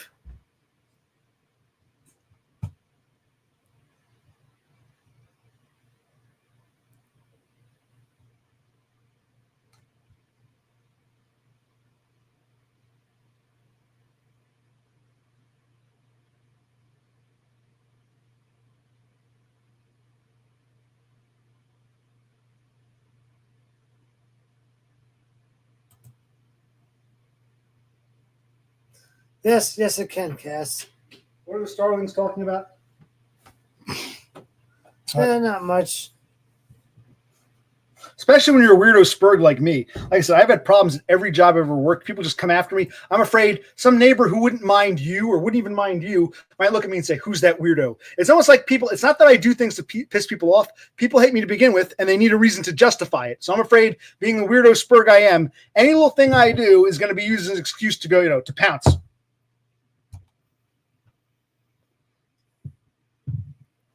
No, this is a rent. Well, it's my parents have rented it for a long time. Yes. But no, this isn't owned. No, my parents haven't owned a house in years.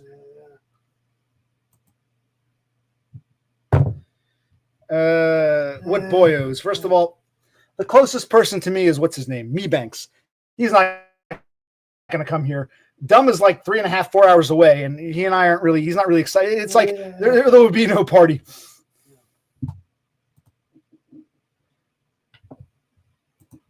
So, well, you're from Venezuela and you're living in Ecuador. Why don't you move to Argentina? Yes.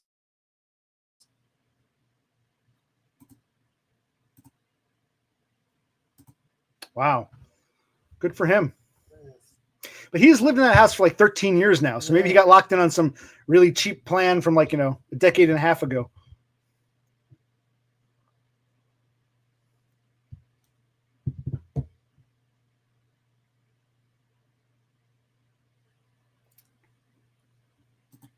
Ooh, that's interesting. That would be something to see. We always talk about how many mestizos live in Spain now. There must be like Ecuadorians and shit in Spain. Yeah, exactly. We're going to move to España and become a citizen of the European Union. Ooh.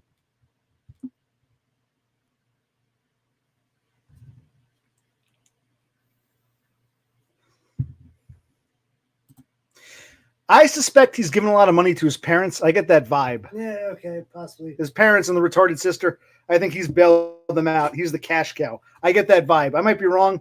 That's the vibe I get from him. I think he spent a lot of money on his fight. He probably says, "Okay, Ma, I'll pay the car insurance. Okay, Dad, I'll pay your reverse mortgage. Okay, sis, I'll pay your medical bills to see that the retard shrink." I think he's a cash cow. And okay, nephew, I think he hands out money too frivolously. Yes. That's what I think. My opinion. I don't know.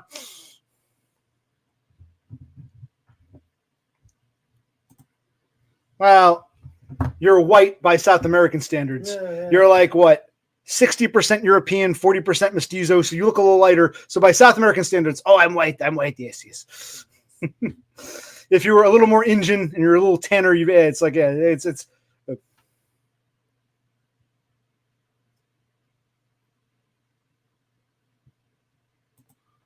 yeah, I get that vibe. I might be wrong, but I get that vibe. Just being call it my women's intuition.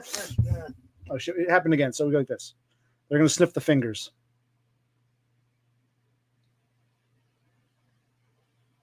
Like it focuses on the moving object. Why can't the camera just have a focus on it? You know what I mean? It's the hell out of me. Okay. Better-ish. Yes. Yeah, it's better. Yes, it is. So thank you to Beppis and Cassandra for teaching me that, because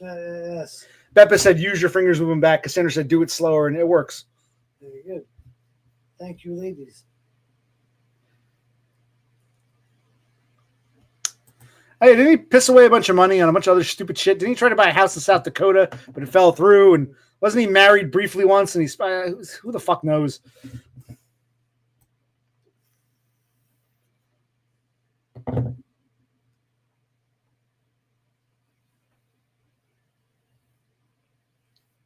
Okay, so we're accomplishing. We got 2 more beers. Okay. If you want one or no, then you gotta go to bed. One, you might have to take it. Yeah, whatever you can't finish, I'll just leave here. I'll take. Okay. Yes. One more beer, that's it, because we're getting near the end. Yeah. But it's good because we haven't done this. I'm getting near the end. You can keep it going. We haven't done this in a while, and No, we haven't seen. So it's good to see. We got a dozen people here. Like there's a whole You do have cast of characters. you do have water in the room. I'm just making sure. If If you're gonna be a little late tomorrow, fucking who cares? It's Saturday. Oh, it's Saturday, yeah. So you can see, yeah, it's Saturday. You can sleep in a bit because less traffic. Yeah, Yes. good, okay. Yeah. Yes. All right. So.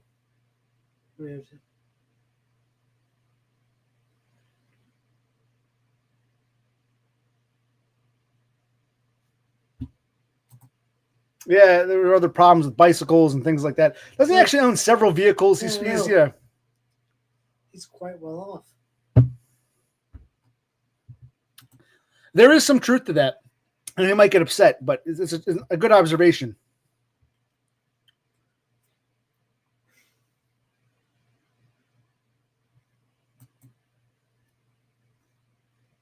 Well, I didn't watch his stream because it's too disjointed. He's on one channel, then he's on the other channel, and sometimes the streams are private on the other channel. Sometimes he makes them public, sometimes he doesn't. Other times on this channel, it's like too disjointed for me. But he wants to move to Australia within the next year or 5 years, or what's his plan? I've lost touch. I think he's avoiding me. I think I pissed him off. I joked about I joked about how dumb. I said, Dom, I don't want to meet you, but if Donda's around, then I'll come meet you. And I think he's like one of those jealous types. I was just joking around, but I think he took that too seriously. So I haven't heard from Dom in a long time. Probably never hear from him again. So I have no idea what his plan is. Then why doesn't he? He can just shack up with Donda, live off her funds, you know. We should probably do. Now, actually, he should probably sell his house before leaving. Like rent, if he has to, it's going to be a little expensive. Stay at a motel. See that the house is sold, that he has no fund, property, and then just, go over to Australia, get married. Whenever they let him work, they let him work. In the meantime, just live off his savings and whatever Donda has. That's what I would recommend. But you see, what about his parents and his sister? That's probably the real reason he's staying. That's really what it's about. I think he's paying for them. By the way, do his parents, he said he's not close. He has a lot of siblings, and a lot of them went their own separate ways. Do his parents or anyone in his family or the nephew, did he tell anybody about Donda, or no one knows he's planning to move to Australia? Yeah.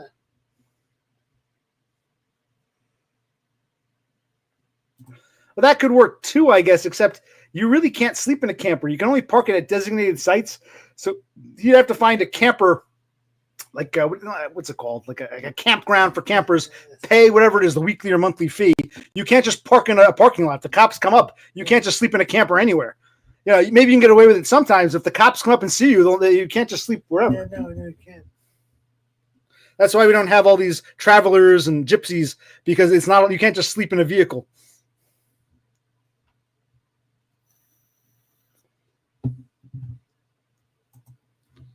Oh, so you can't even just. Why is it becoming illegal? Just go there and stay there illegally. Yes.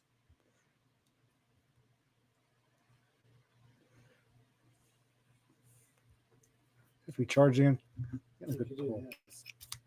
Let me know when I tap out. I'll finish your beer for you. Yes. It was good to see some people. Yes. You didn't want to stream, but I said, come on, buddy. We haven't done it in a while. When was the last time you streamed? A couple months ago? It's been some time. So, yes.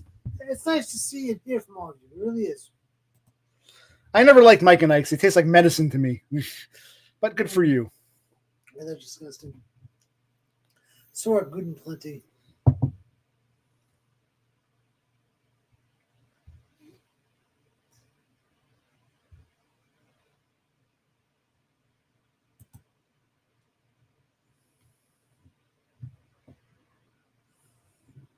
Yeah, maybe you can do that. Maybe you can go over to New Zealand or the Norfolk Islands and just spend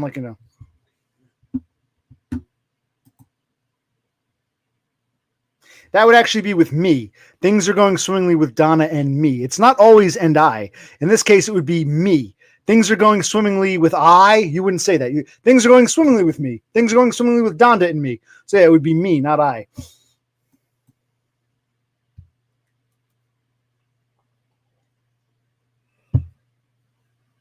All right. So we've accomplished winding down. Yes, we have. Yes.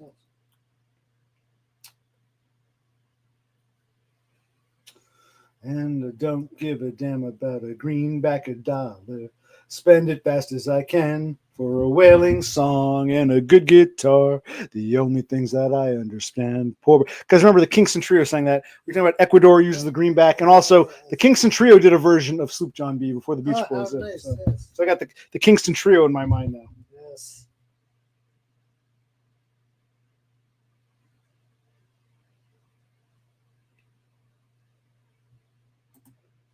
No, man, it's called speaking English properly. Grammar. It's called, Yes. Yeah, I don't know why he does that. That's a Britishism. Americans don't use that term. I don't know why he's saying whilst. Who the hell knows? Who the fuck knows? He thinks he's being classy. Yeah, he thinks, yeah.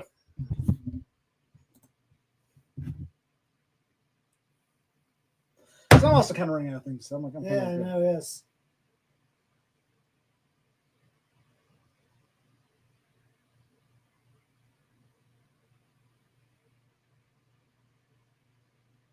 Yeah, let me know when you're ready. We still have a little beer. Yeah, a little bit, a little longer. All right, a little is 1:30. Yes. Let's see what everyone has to say.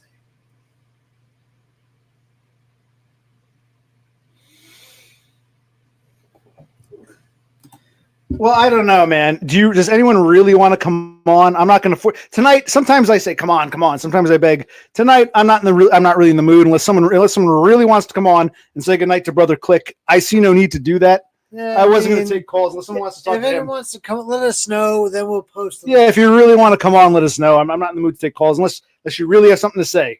Don't come on just for the sake of coming on. Tonight's not one of those nights. I'm not. Wasn't going to bother.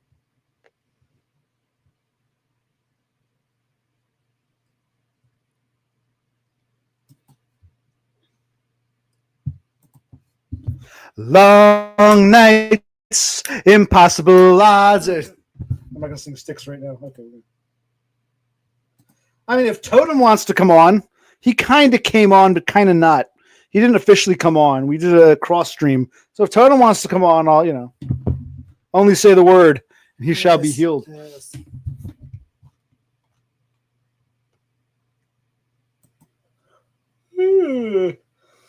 Okay.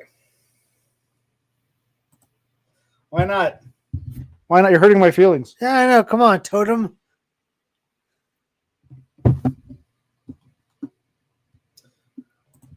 So to answer your question, Doggo, no one's coming on tonight, apparently. It's not a cold night. All right, I guess that's it. Okay. So Brother Cook's going to bed. I'm probably going to wind this down because I don't really want to take calls. So I'm glad we did this. It was nice to touch base. We should just again another couple weeks or so. We will. Don't worry. It's nice to hear from all of you again. But have a good night, everybody. Okay, you got enough here. Make sure. Yes.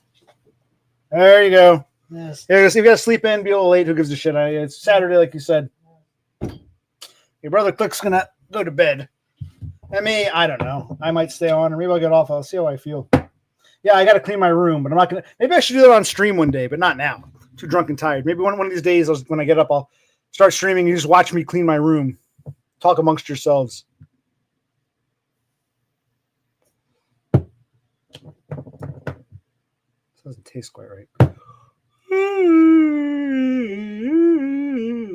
I'm getting tired. I was supposed to record myself streaming some Nintendo games or some shit, but oh. He left his precious grog glass. I'm not going to waste this, but rather than drink out of it, I'll just pour it into mine. I'll mix it with my alcohol. Okay, so I'll stay on until I finish this beer.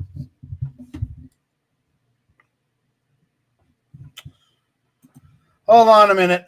He's in the bathroom now. Hey, Brother Click. When he gets out of the bathroom, we'll ask him. He's not in bed yet. He's in the bathroom.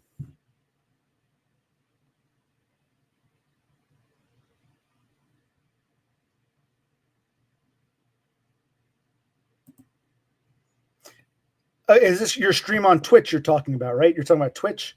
Yeah, let me know the next time we do. I'll create a Twitch account. We can try it sometime. You're talking about Twitch, or did you stream on YouTube? Which stream?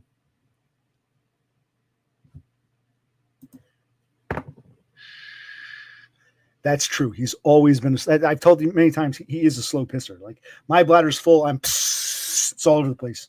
Him, it's like a trickle with him. So he's always been that way. So I'm not super worried. Ever since he was a kid, he was always like that. So.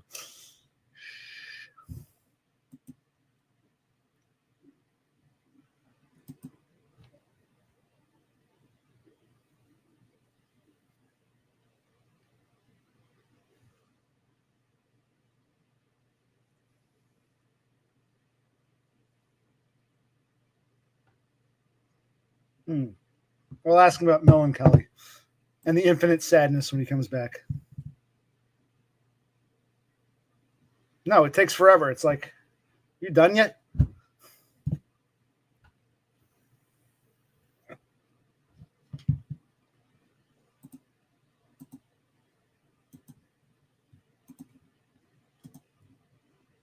Meanwhile, here, did I get it right?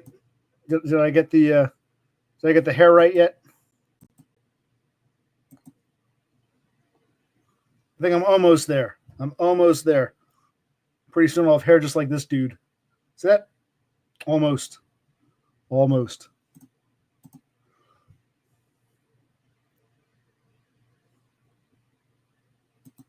Same. But it'll take him a while. Yep. Same.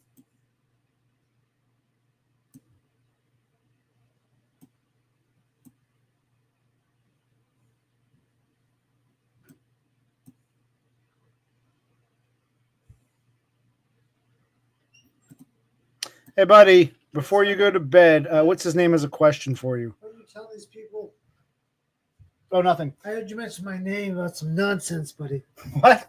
Yeah, I don't know what you're saying, but No, he says he's always been like that. What the fuck you talking about? no. Horsehead thinks he's a bit of melancholy. He thinks you're sad.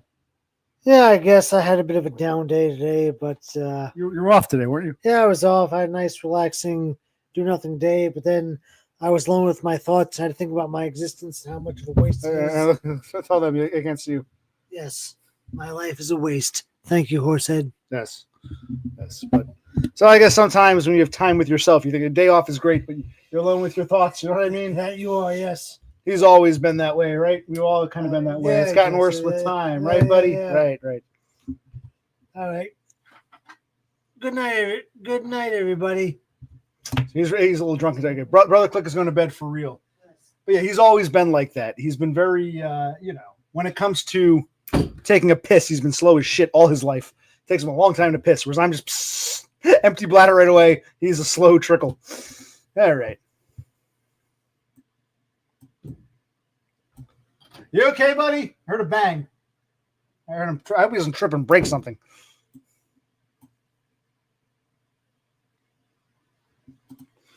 Hello, Run and Gun. I think we met once before. He was here. He's in and out. He was here a while ago. I'm not sure where he went, but he's around somewhere. He might have gone skating.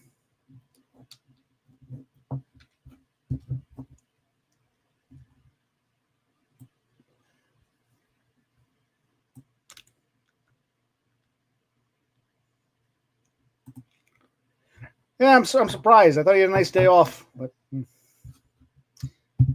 yeah.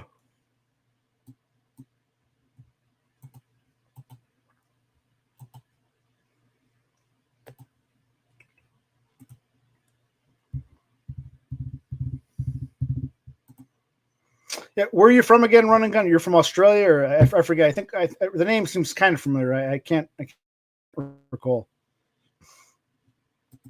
Who's Run and Gun again? Is Run and Gun Dev Pike, or who is this?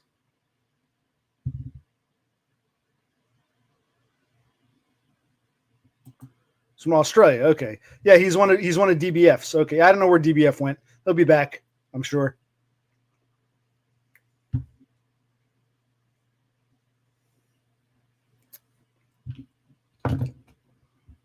Wow. Now I'm winding down. Brother Click went to bed. I'm like, you know. Yeah.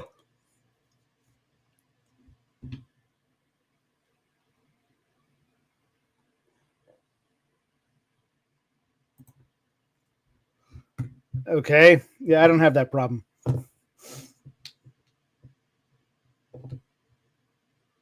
Can we stop for the bathroom? We stopped 5 minutes ago. Yeah, but someone knocked on the door, so I couldn't go.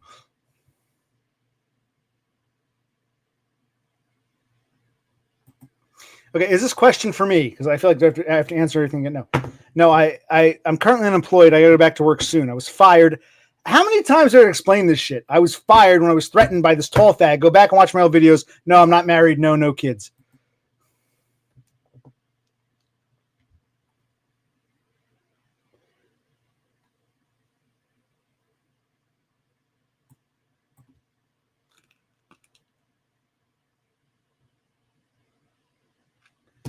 All right, what the hell? I wasn't going to do this, but what the hell?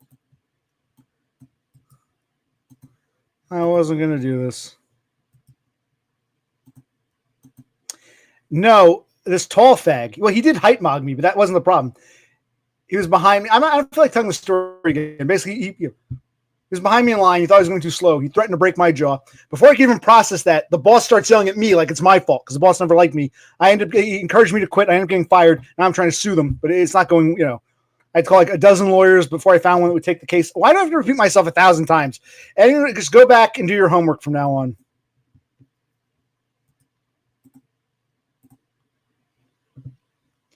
All right, that's for Guillermo or Run and Gun or Totem, whoever wants to throw their hat in the ring.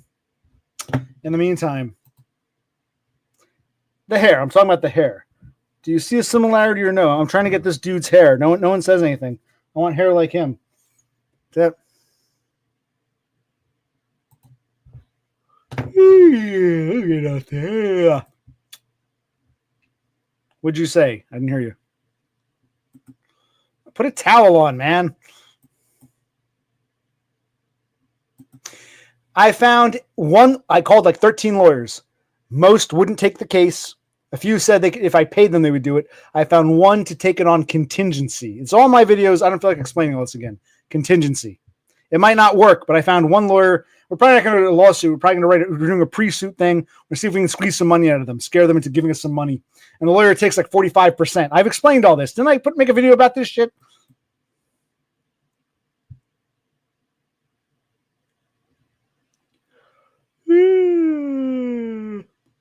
Getting tired.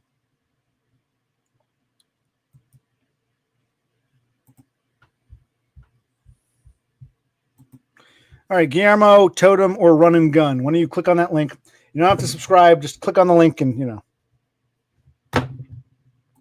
Yes, temporary neat bucks. That's correct. Temporary neat bucks.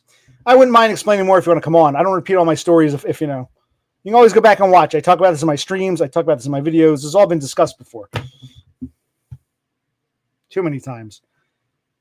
Ad nauseum. Like this guy's hair. I want this dude's hair. What do you think? Am I getting there?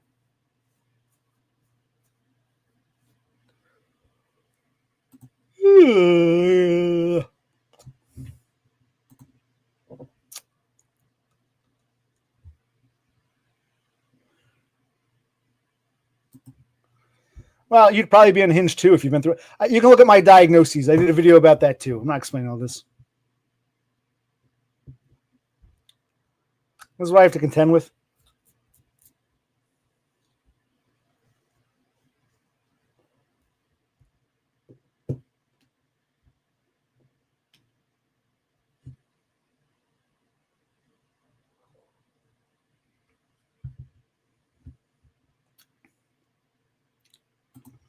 Can't think of anything to sing right now. I'm not in a singing mood. I'm in a winding down mood.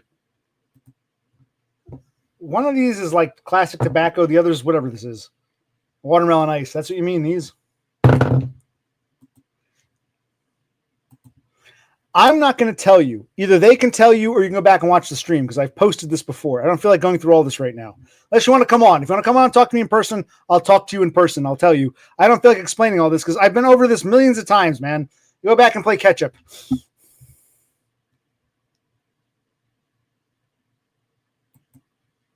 Well, after my brother and I went grocery shopping, we stopped at this one convenience store.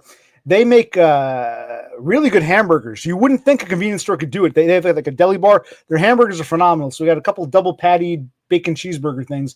And we also got some cheesesteaks. Well, then I'm not going to tell you. You have to go back and watch my old videos, man. Don't be shy. Others have done it. I believe in you. I believe in you. Just click on it. Go ahead. Talk to me for 5 minutes. Come on. The guys want call-ins. The people here want call-ins, or else I'm going to have to, end this bullshit. Agreed. Well, Totem too. He's not exempt. And Guillermo, put a fucking towel on, put a sombrero over it, and Exactly. Be shy. Don't be a coward. Be shy. Don't be a coward. Be shy. Don't be a coward. Be shy.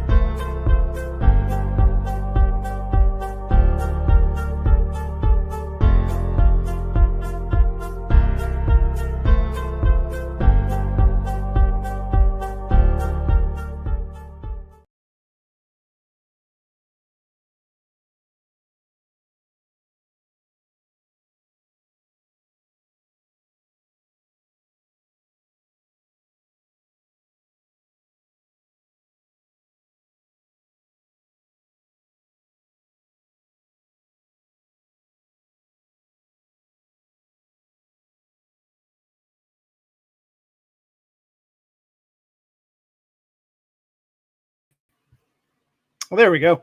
Thought I lost you. It was all black. Hello. Am I on? Yeah, it doesn't look like we're having any takers tonight. So, okay, no takers.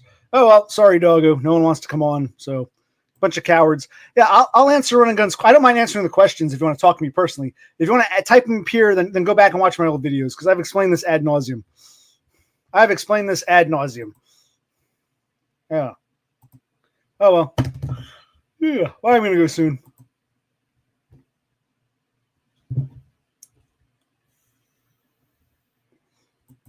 Yeah, that's all this is. This is a bunch of losers. The starling nest, the loser starlings, the slower starlings all end up coming here. But that's, that's life.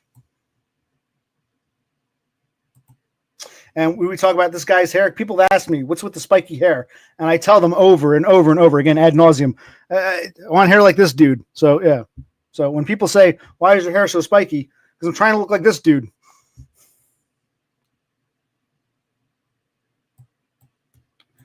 I want you to go back and watch the video. Go back and watch the video. It's one of my live streams. It's actually called Diagnoses. You can go back and watch it. That's this guy with really awesome hair, and I want hair just like his. So I really love his hair, his spiky hair. I want his hair. That's who he is. That's Hairman. Well, even if he's fake, I still want his hair. That's Hairman. I want Hairman's hair. Yeah, if you donate, I'll tell you everything. But right now, I don't have any e-begging set up. So yeah, next time come and yeah.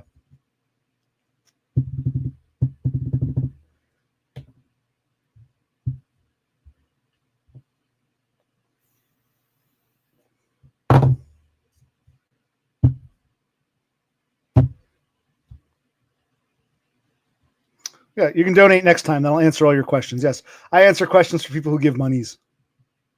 I got to set this shit up. Let me know. What are the things? I got to get a P.O. box.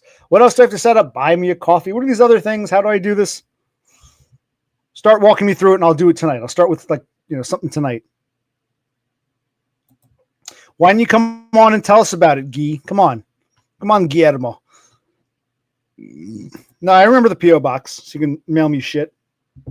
Because not just I don't care. Like I can give you my address, but we do have to move out of here. So if someone sends something here and not living here and they don't forward it, I don't want the next occupants to get shit that's meant for me. So I want to get a PO box. I don't think I have hunter eyes by any means. I certainly don't have. I certainly don't have the jawline for it. But this reminds me of something else I want to share. Oh, unless Guillermo's coming on.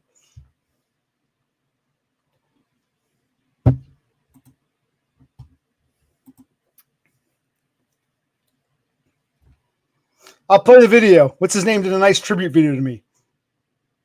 Carefree Highway.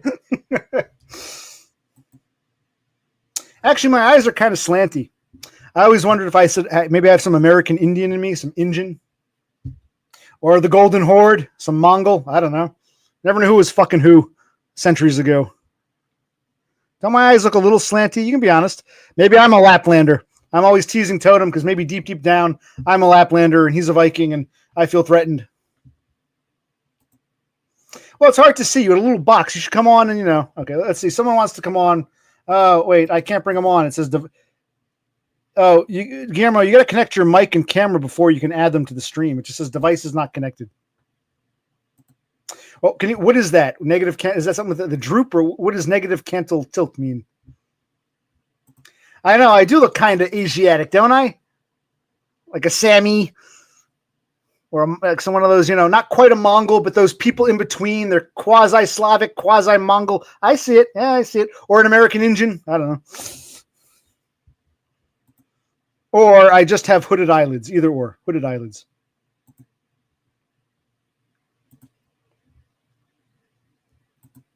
Who are you talking to? Oh, you're the Viking who's going to dominate the Laplander. Okay. Well, what do you mean? The top parts droop down or these tilt down? They look kind of slanty, see?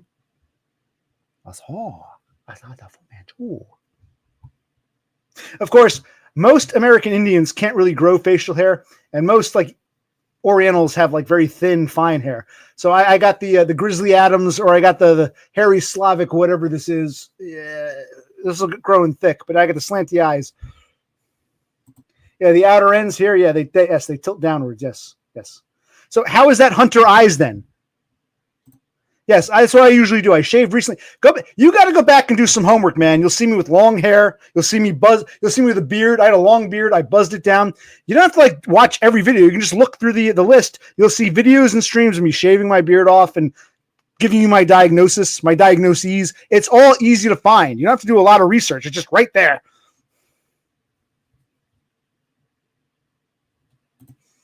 So, but how is that hunter eyes then? That's not hunter eyes.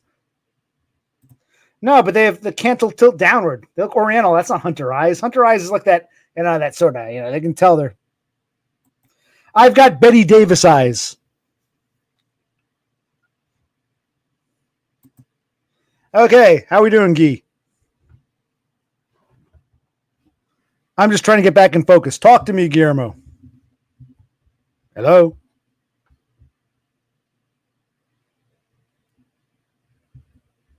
Ese? Hola, Ese.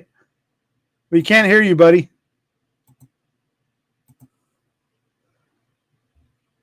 Okay, let's remove him.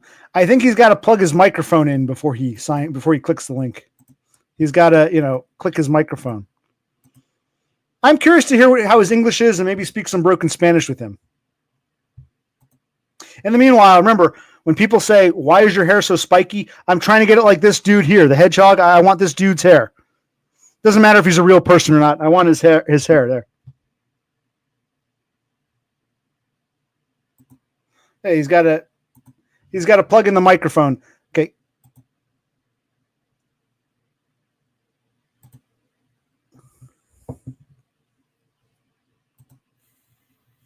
Okay. He's got to rejoin with his microphone plugged in.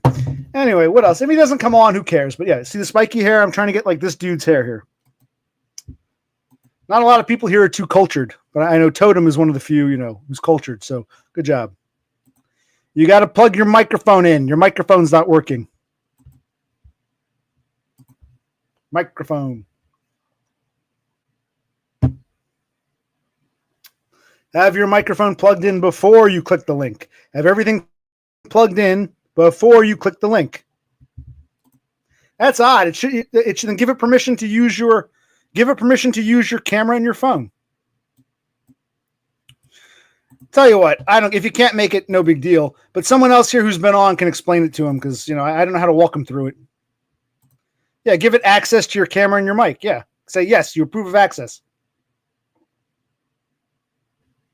No. Horse, I love you, but we want to talk to Guillermo right now. I'll bring you on in a minute, Horse. Give me a sec. Would I like to have a wife, partner in life? Well, at this point, there was a time I would have, but now I'm the alone type.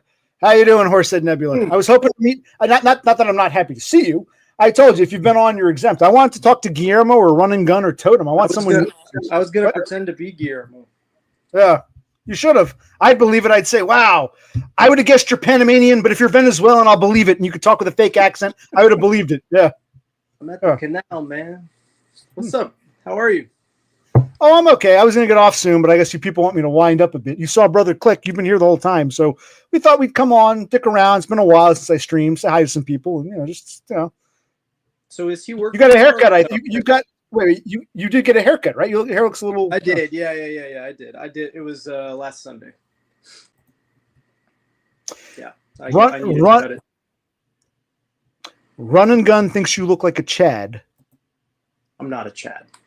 And Guillermo thinks he looks like you. So I guess you and Guillermo are resident Chads, right? Oh, I can see the comments this time. Okay. Yeah, you can see them. Guillermo, if you're clothed, then get on.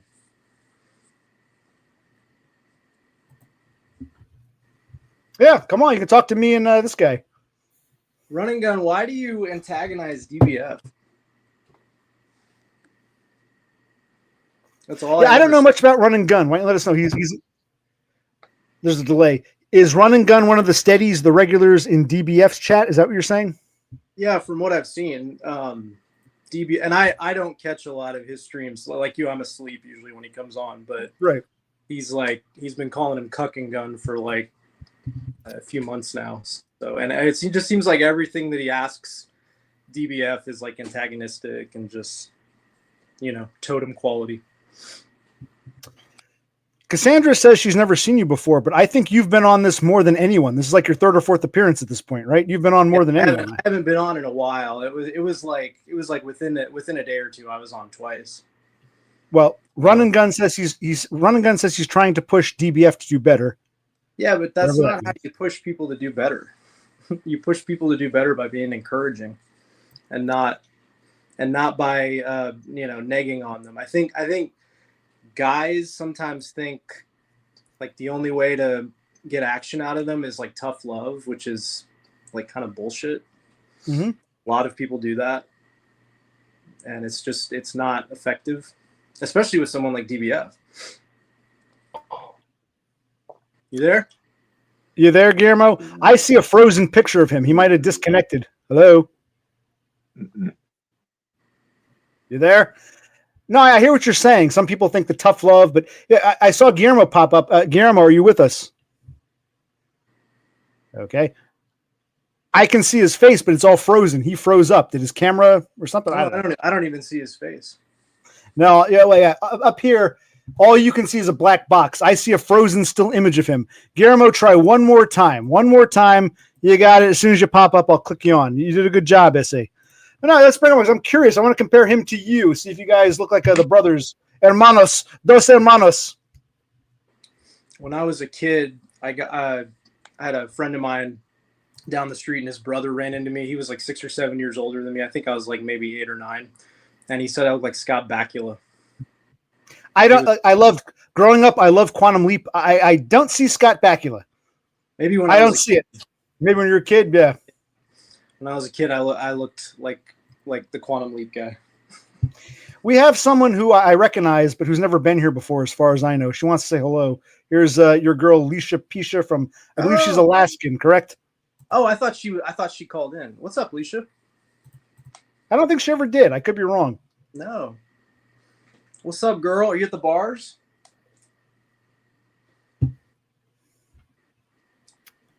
Alicia's done a lot of really, really cool art for me. commission pieces and things like that.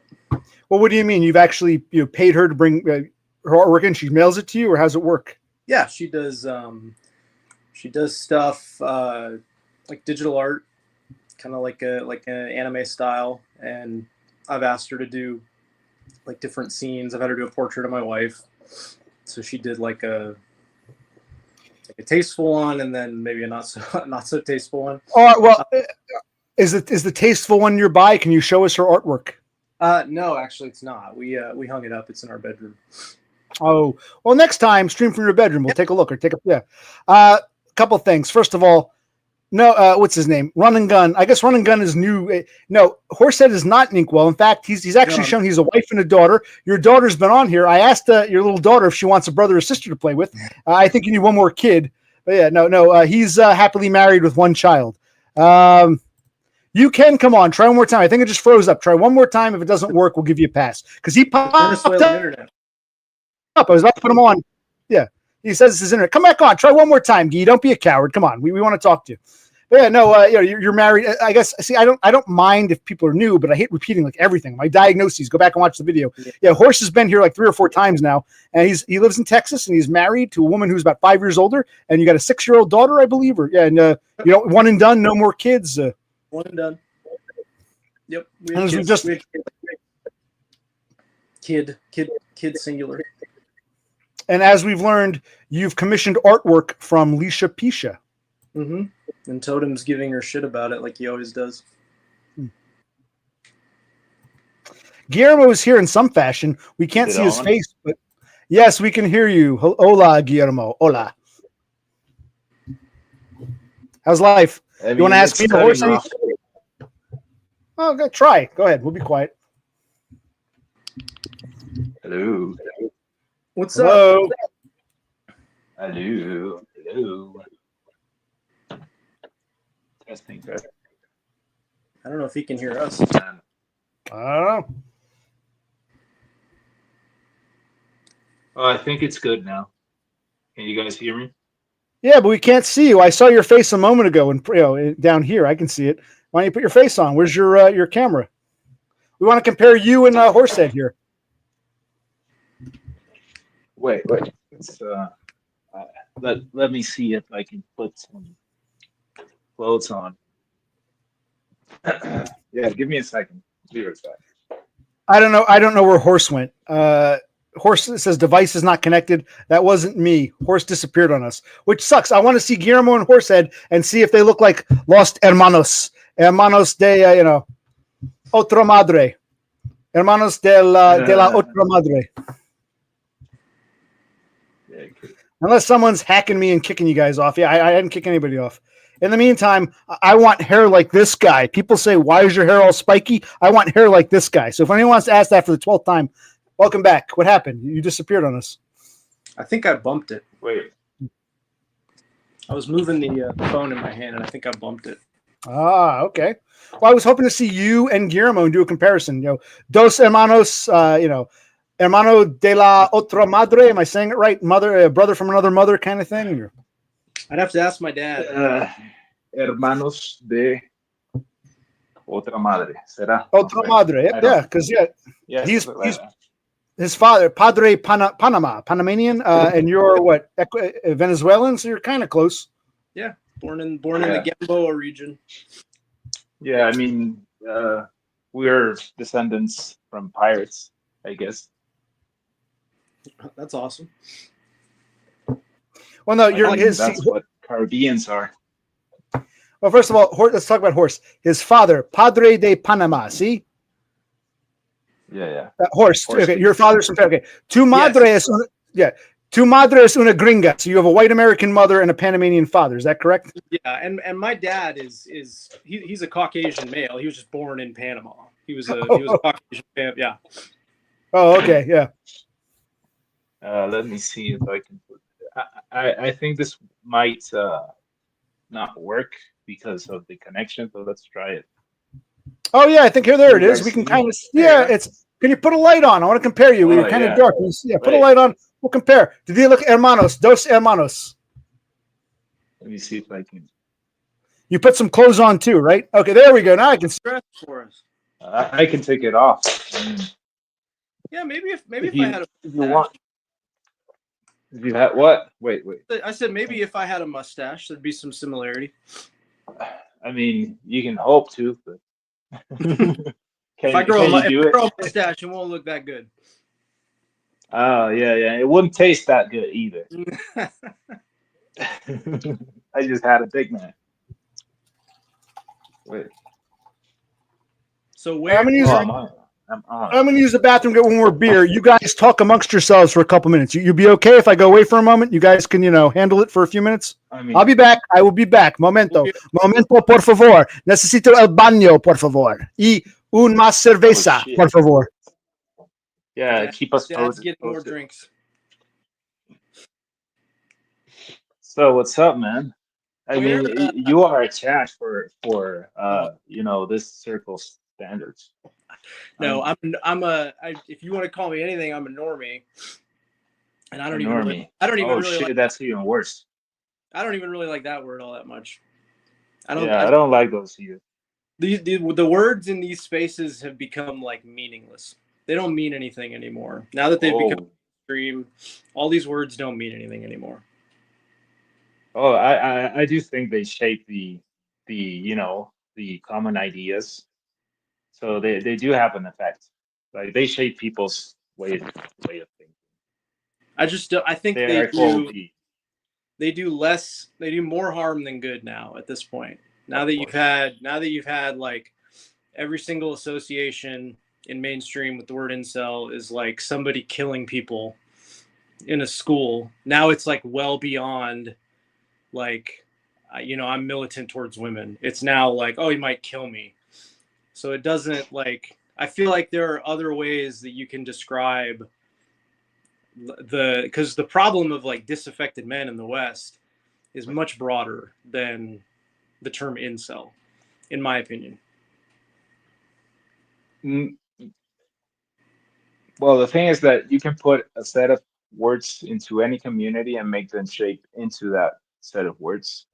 The way that it's called the self-proclaimed prophecy, I think.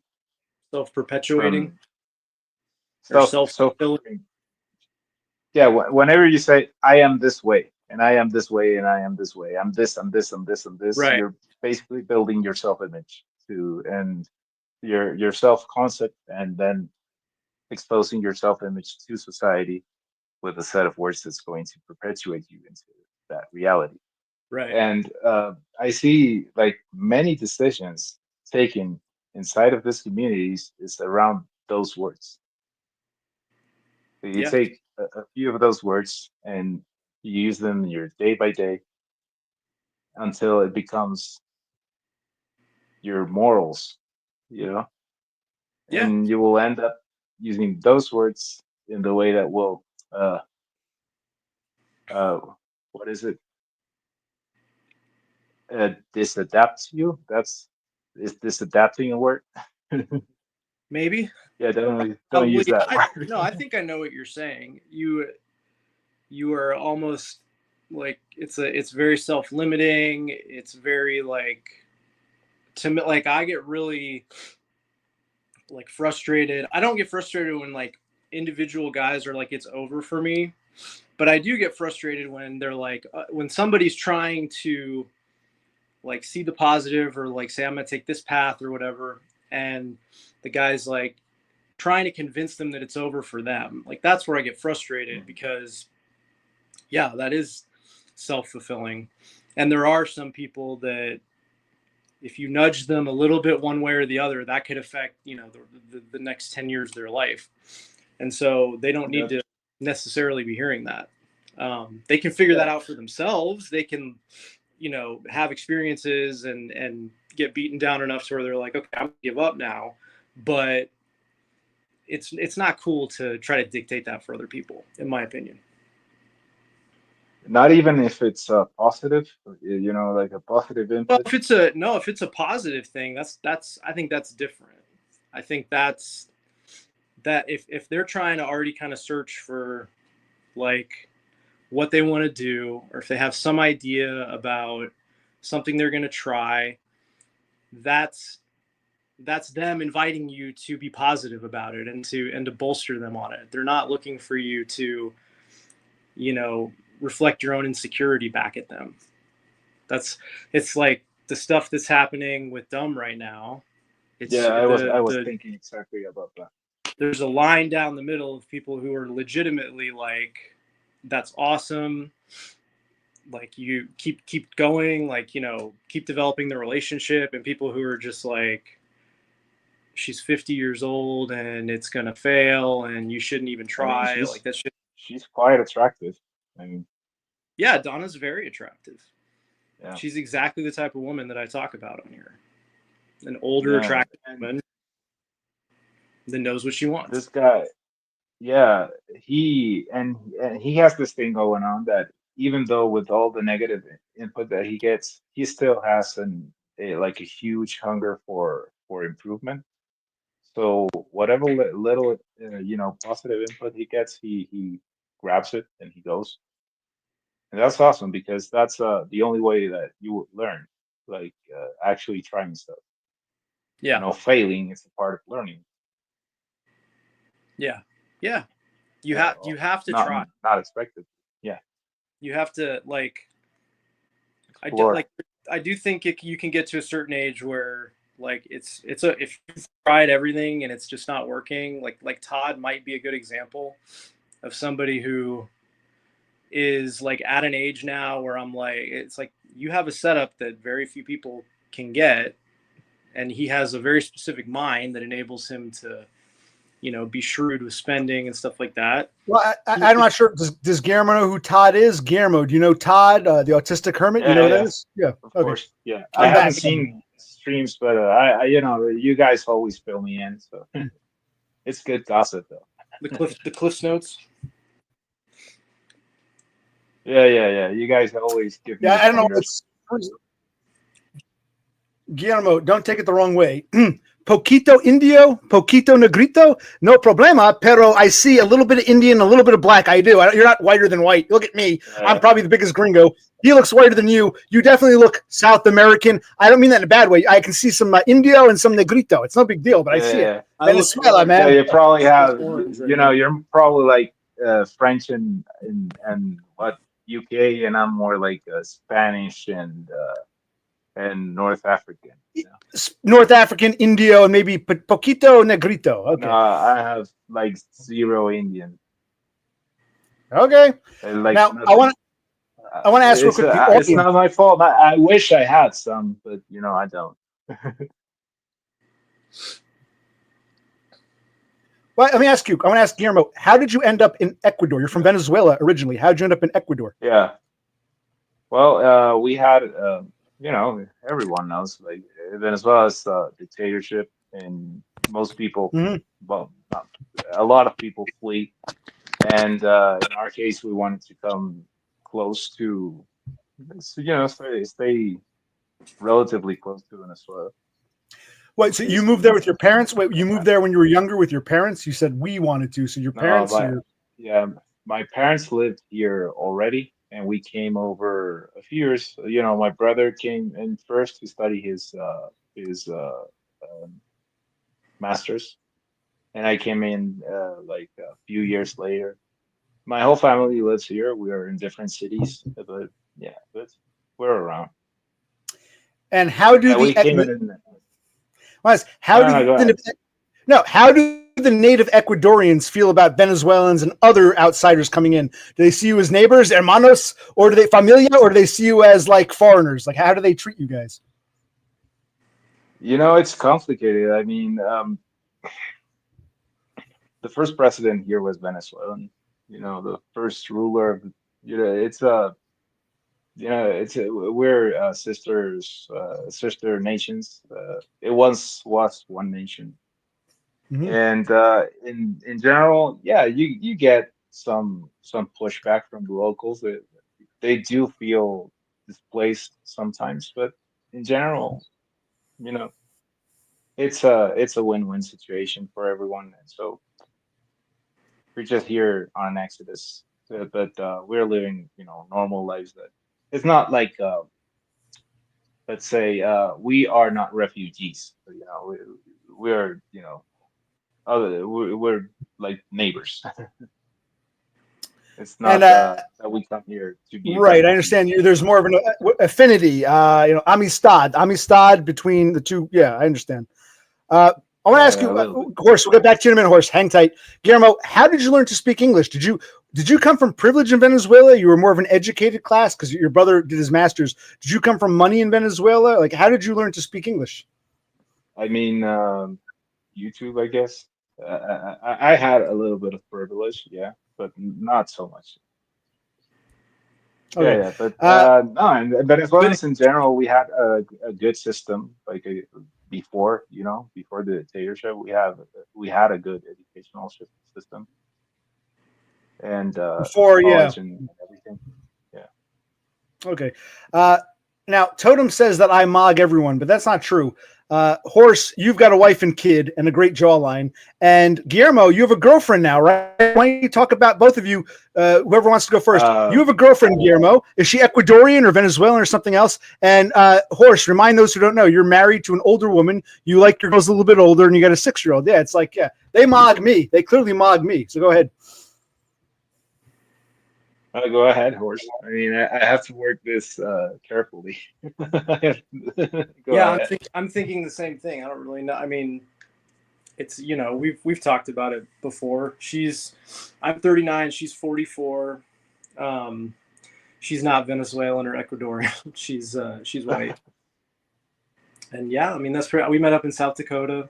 We've been together since May 2008. I'm sniffling a lot. Sorry, I'm getting over a cold. So if you hear me blow my nose, that's You've been together for a while now. Yeah. Yeah, we were. What really worked primarily is like waiting so long. Like we didn't get married until we were together for like 8 years before we got married. So we didn't fall into a trap that, like, I have a lot of friends that got married soon after graduating college, either who they were dating in college or whoever they ran into at their first job. And they just had, like, not only divorces, but like horrible divorces. Like, yeah, like she had a midlife, she or he had a midlife crisis. They had kids. The kids were caught up in it. Like one of my buddies from theater. I'll be right back. It's okay. Okay. One of my buddies from theater, he was dating a girl, and I knew this chick was like something was off when I met her. She was always hanging around in our friend group. They got married, and like 2 or 3 years ago, she runs into this guy at work and starts doing meth and starts cheating on her husband with this guy and starts living with this guy. And like it just escalated to like, he and I didn't really talk a lot, but I reached out to ask him, like, are you okay? Just from the peripheral things I've heard. And it was like, he just immediately like trauma dumped on me about it, because it was just, he's like, I feel like killing myself. Like the only thing that I can deal with right now is, being with my kids. And, she's absolutely psychotic. I don't know what the fuck happened. Like that's the extreme end of like, that's how bad it can go. So I always tell guys that are in positions of like, a protracted loneliness or whatever, just try and at least in the back of your mind, keep those scenarios in mind. Yeah. Because lick that punani. Yeah, not going to hurt you. It can go really, really bad. And even in like the best case scenario, I think I have a really good marriage, but there's a lot of things that I'm just not that are not going to make sense for me to pursue, that I would have wanted to pursue, like if I wasn't married or whatever. But maybe give us one example. Something, give us one example. Like the normal dream stuff of wanting to, like, I didn't necessarily want to be a film director, but I wanted to be involved in like, films to some degree, pretty much all through high school, college, and all that. And I'm real lucky because I get to work with stuff where I do work with video, and I get to do like that kind of storytelling stuff, and that kind of gets me like most of the way to what I feel like I would have gotten from like a career. But there's things like that you just don't, you're not gonna, like, if I want to go play like league basketball or something like that. That's like a logistical thing that we would have to figure out that ends up kind of not really being worth it in the long run just because we have a kid, and we still need to both kind of be sharing, you know, raising her right now. She's not at that age yet where she's entirely independent. So it's just like, don't look at being in a relationship as you've wish fulfillment and now you're good. Like, it's just a different type of trade-off. It's a different series of trade-offs. I do think it's a preferable series of trade-offs. Yeah, I was going to say you wouldn't give it up to be a film director. You'd still keep the wife and kid. So I would say, yeah. I mean, yeah. On a scale, yeah. Yeah, and having the relationships that I have with them now, absolutely not. But it's like, if you say it in the abstract, like if you told me 17 years ago, hey, there's going to come a point 2 decades in, you're going to have a chance to, you know, go pursue this or stay with your wife of 20 years. In the abstract, that's a harder thing to answer. But now that you have the relationship, it's like, well, yeah, of course I don't even really know if that's what I want anymore. You know what I mean? Like, you hear all these different stories of, right, your preferences changed. Right. Yeah, your things, and it's crazy how much it changes when you're in a relationship. Like, I can't stress that enough, how all the changes that you go through individually when you're not with somebody, it's magnified tenfold when you are with somebody. And that's like, oh, that's great, that means you're changing all the time, you're improving. No, it makes the relationship a lot harder because you're both doing that at the same time, and you have to still kind of check in and be like, okay, are we still foundationally like good for each other? And that stuff can get really hard. It doesn't get harder. Well, hang tight. We're going to talk to you in a moment, Guillermo. I'm assuming things are still good. You and your wife are still together. So I'm thinking foundationally you're still good. You got married in 2008 or you met in 2008? We met in 2008. What year did you? Yep. We got married in 2016. And your daughter was born in 2018. Is that correct? Yeah.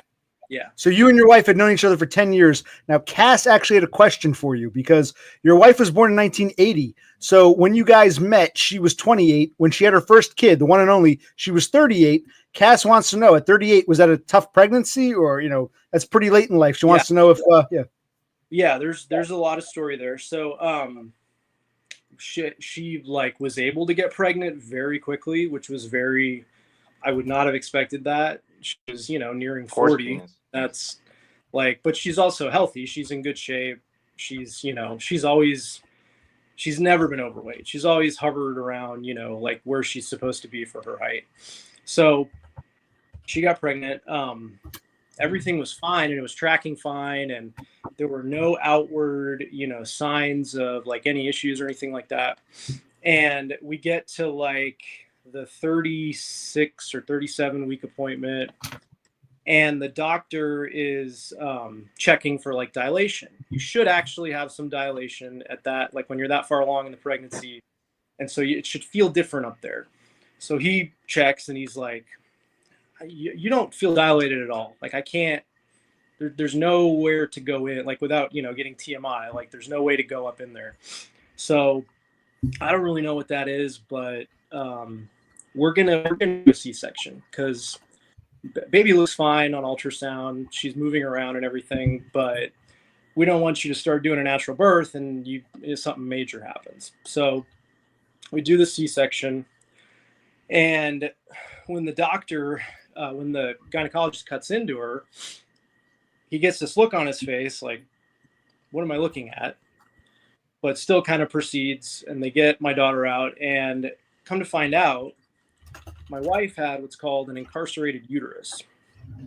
Incarcerated uterus. Okay. Never heard of it.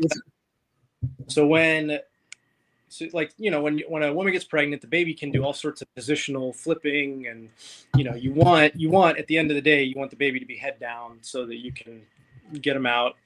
But this was not that. My wife's uterus had actually inverted in her body. And so when it does that, it puts a bunch of pressure on her bladder. She could have had a bladder rupture, which would have been, you know, catastrophic. She could have had all sorts of other issues. And it actually, I think, affected my daughter's size because she had less space to grow. And so the gynecologist had never heard of that in clinicals or anything like that. So he comes into the room a day later, and he's like, this guy was awesome. I loved our gynecologist. Like, he had good answers for me, and I asked a bunch of questions and all that. He comes in and he's like, well, I did some Googling, and you have, and he told us what it was, and he's like, it's a 1 in 20,000 incident rate, and in 40% of all pregnancies, you lose the baby. And we were like, oh, fuck. Oh, That's and my daughter had that's almost no issues that's whatsoever, almost and yeah, and so we were like, okay, well, like, A, are there any, lasting health complications, and B, what if we do want to have another one? And he was like, this will absolutely happen again. Your wife's anatomy is such that her uterus actually flips. Right. So anytime she gets pregnant, she's guaranteed the inverted uterus and the kid being born the wrong way. Is that why you guys don't want a second? You figured it was one was enough because of all that trauma? Is that the real reason, or? It's definitely a factor. I would say there's a number of reasons. Part of the reason I think why her and I work so well is we're both just really good communicators. Sometimes we're communicating at each other and not with each other, but we're still really good at like, hey, this is where I'm at emotionally. This is what I think we should do. And to my mind, like, I'm good with having the experience once. I don't have some like hardcore drive to have a son. I wanted to have a daughter, actually. So it was really nice that I got what I wanted. And she was kind of 50-50, but she was like, I'm glad we had a girl.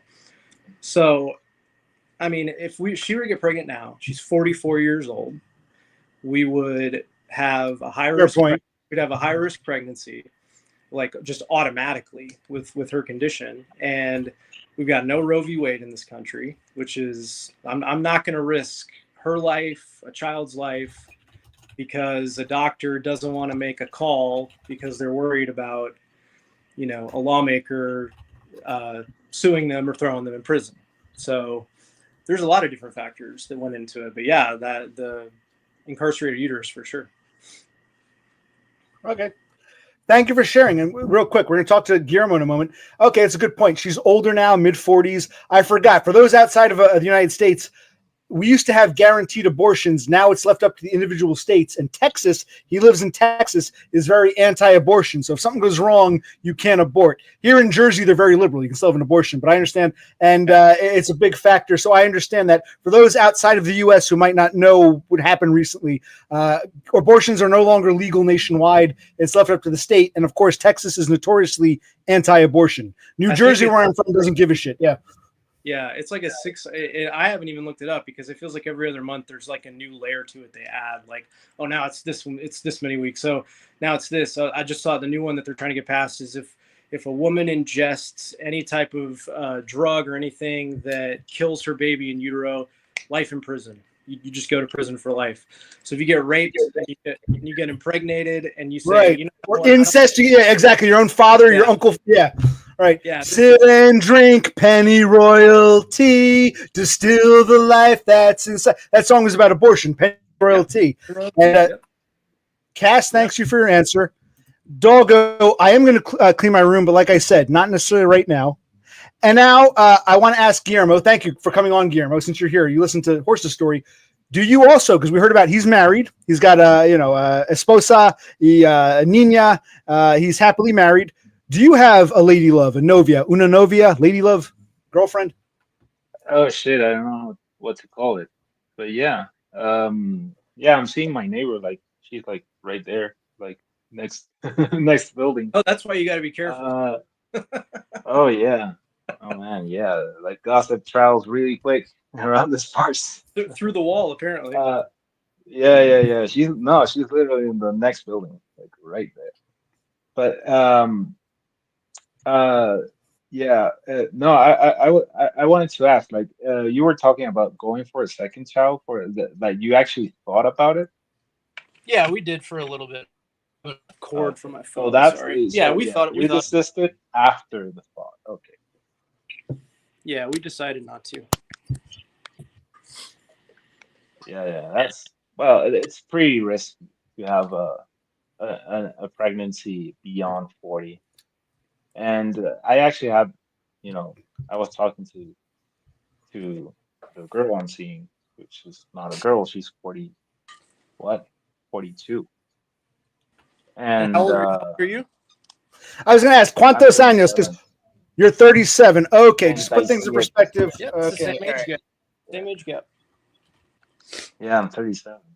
But no, we're not, nothing like a relationship. Um, she's not the one I was, babbling about like 2 months ago. She's the new one.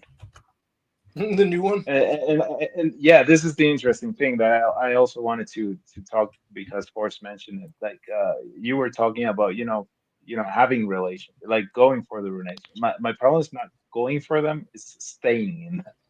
Like that's my. Well, I have a really hard you time seem staying okay. in it. Okay, so you have a hard time keeping it together, but you go through muchacha aquí, muchacha allí, muchacha allá. You go through all these different girls. You have no problem getting into a relationship. You just can't keep it going. So your problem isn't your Yeah, face or anything like that. You can get into a relationship. You just can't keep it going. So I'm jealous. So what it's makes you not stick with it, no, or do they leave you? I don't know, man. It's I get I get what's what's the word? Obstinated. I get fed up like real quick. So, like yeah, like I get bored. It's not bored. I get fed up. I proper get fed up and I retract back to my cave. Yeah. And Yeah. yeah, that's what's been going on for my entire life, you know. And Well, are you getting well, I fed up actually with? Think you're getting fed up with like a real incompatibility, or are you like, is it superficial stuff? no, it's probably well, actually this time I think it's superficial. But Okay. previously, I would say it's proper compatibility. Yeah, it's pretty hard, to find compatibility when Yeah. it's not your culture, it's not your people. It's and even in between your people, it's hard. It's a very small pool. But uh, I'm just rationalizing why I'm I saying just want to. pathological. I just want to do a play on words here. What's his name? Totem said you're a playa, meaning you're a player. You get women left and right. And the word playa, is similar to the Spanish word la playa, which means the beach. You go pick up chicks at the beach, or where do you meet all these girls? Actually, I'll be right back. yeah, Yeah. I just I'm still came here. from the beach and You I'm just going walk back down the to street, my El house. Calle, and the women come to you. They flock to you, right? Uh, I wish, man. I wish that was the well, actually, yeah, yeah. This neighbor actually met her on the street. We were walking the dogs, and she just came up to me, and yeah, we were talking like a week She later. came up to you. So you literally met walking down the Yeah, street. She came up to you. I wish I lived in your yeah, world. yeah. I'm jealous. I really am. I'm jelly. Yeah, it's quite cheap, man. You can move here. It's quite cheap. It's life in easy mode. Well, Yeah, is she an I wasn't Ecuadorian? Is joking. she Ecuadorian, Yeah, Venezuelan? Is she she's from somewhere Ecuadorian. else? She's Ecuadorian. Okay. Ah, she's Ecuadorian. Yeah. I haven't dated a Venezuelan in quite a long time, probably 7 years or so. Which do you like better? Oh wow. Yeah. I mean, everyone has its own thing going on. Like, it depends. It depends. There's I don't have On a side note, yeah. preference. I actually, Well, right back. On a side note, yeah, the lady wanted to cross the bridge. She was waiting for us to get out of the way. And when we didn't, the dogs came running. So yeah, that doesn't count. Okay, let's go back. Okay, how are we? We're back.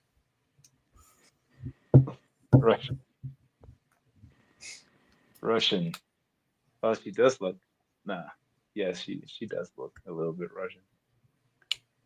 He doesn't get the reference. It's okay. All right. Anyway, okay. So you met this girl walking down the street. She came up to No, you, and I she don't. came up to you. So what? Yeah. Yeah. So it's cool. But a lot of people here would Yeah. be very jealous and envious. Yeah, a lot of people don't have those kind of experiences walking down the street. Yeah, I never had that experience. I always had to get to know a girl, and then No, like I didn't. fuck up the courage to actually be able to like do anything. No, I'm actually fairly shy. You know, I'm not introvert. I'm an extrovert, but I am fairly shy. Fairly shy. I have a lot of social anxiety, and thing is that I when I vibe with someone, that's the thing. Also, you guys actually want, you know, a little tip. You know, if you know you have a quirk, if you know you have like this, if you know you have this little, you know, quirk, try to work with it. You know, everyone has quirks, and sometimes quirks can be compatible. And yeah, Yeah, you will reduce your market, but yeah, it works. It works. Just find your wherever your quirk is compatible, and you will get used to it. It works. I agree with that 100%.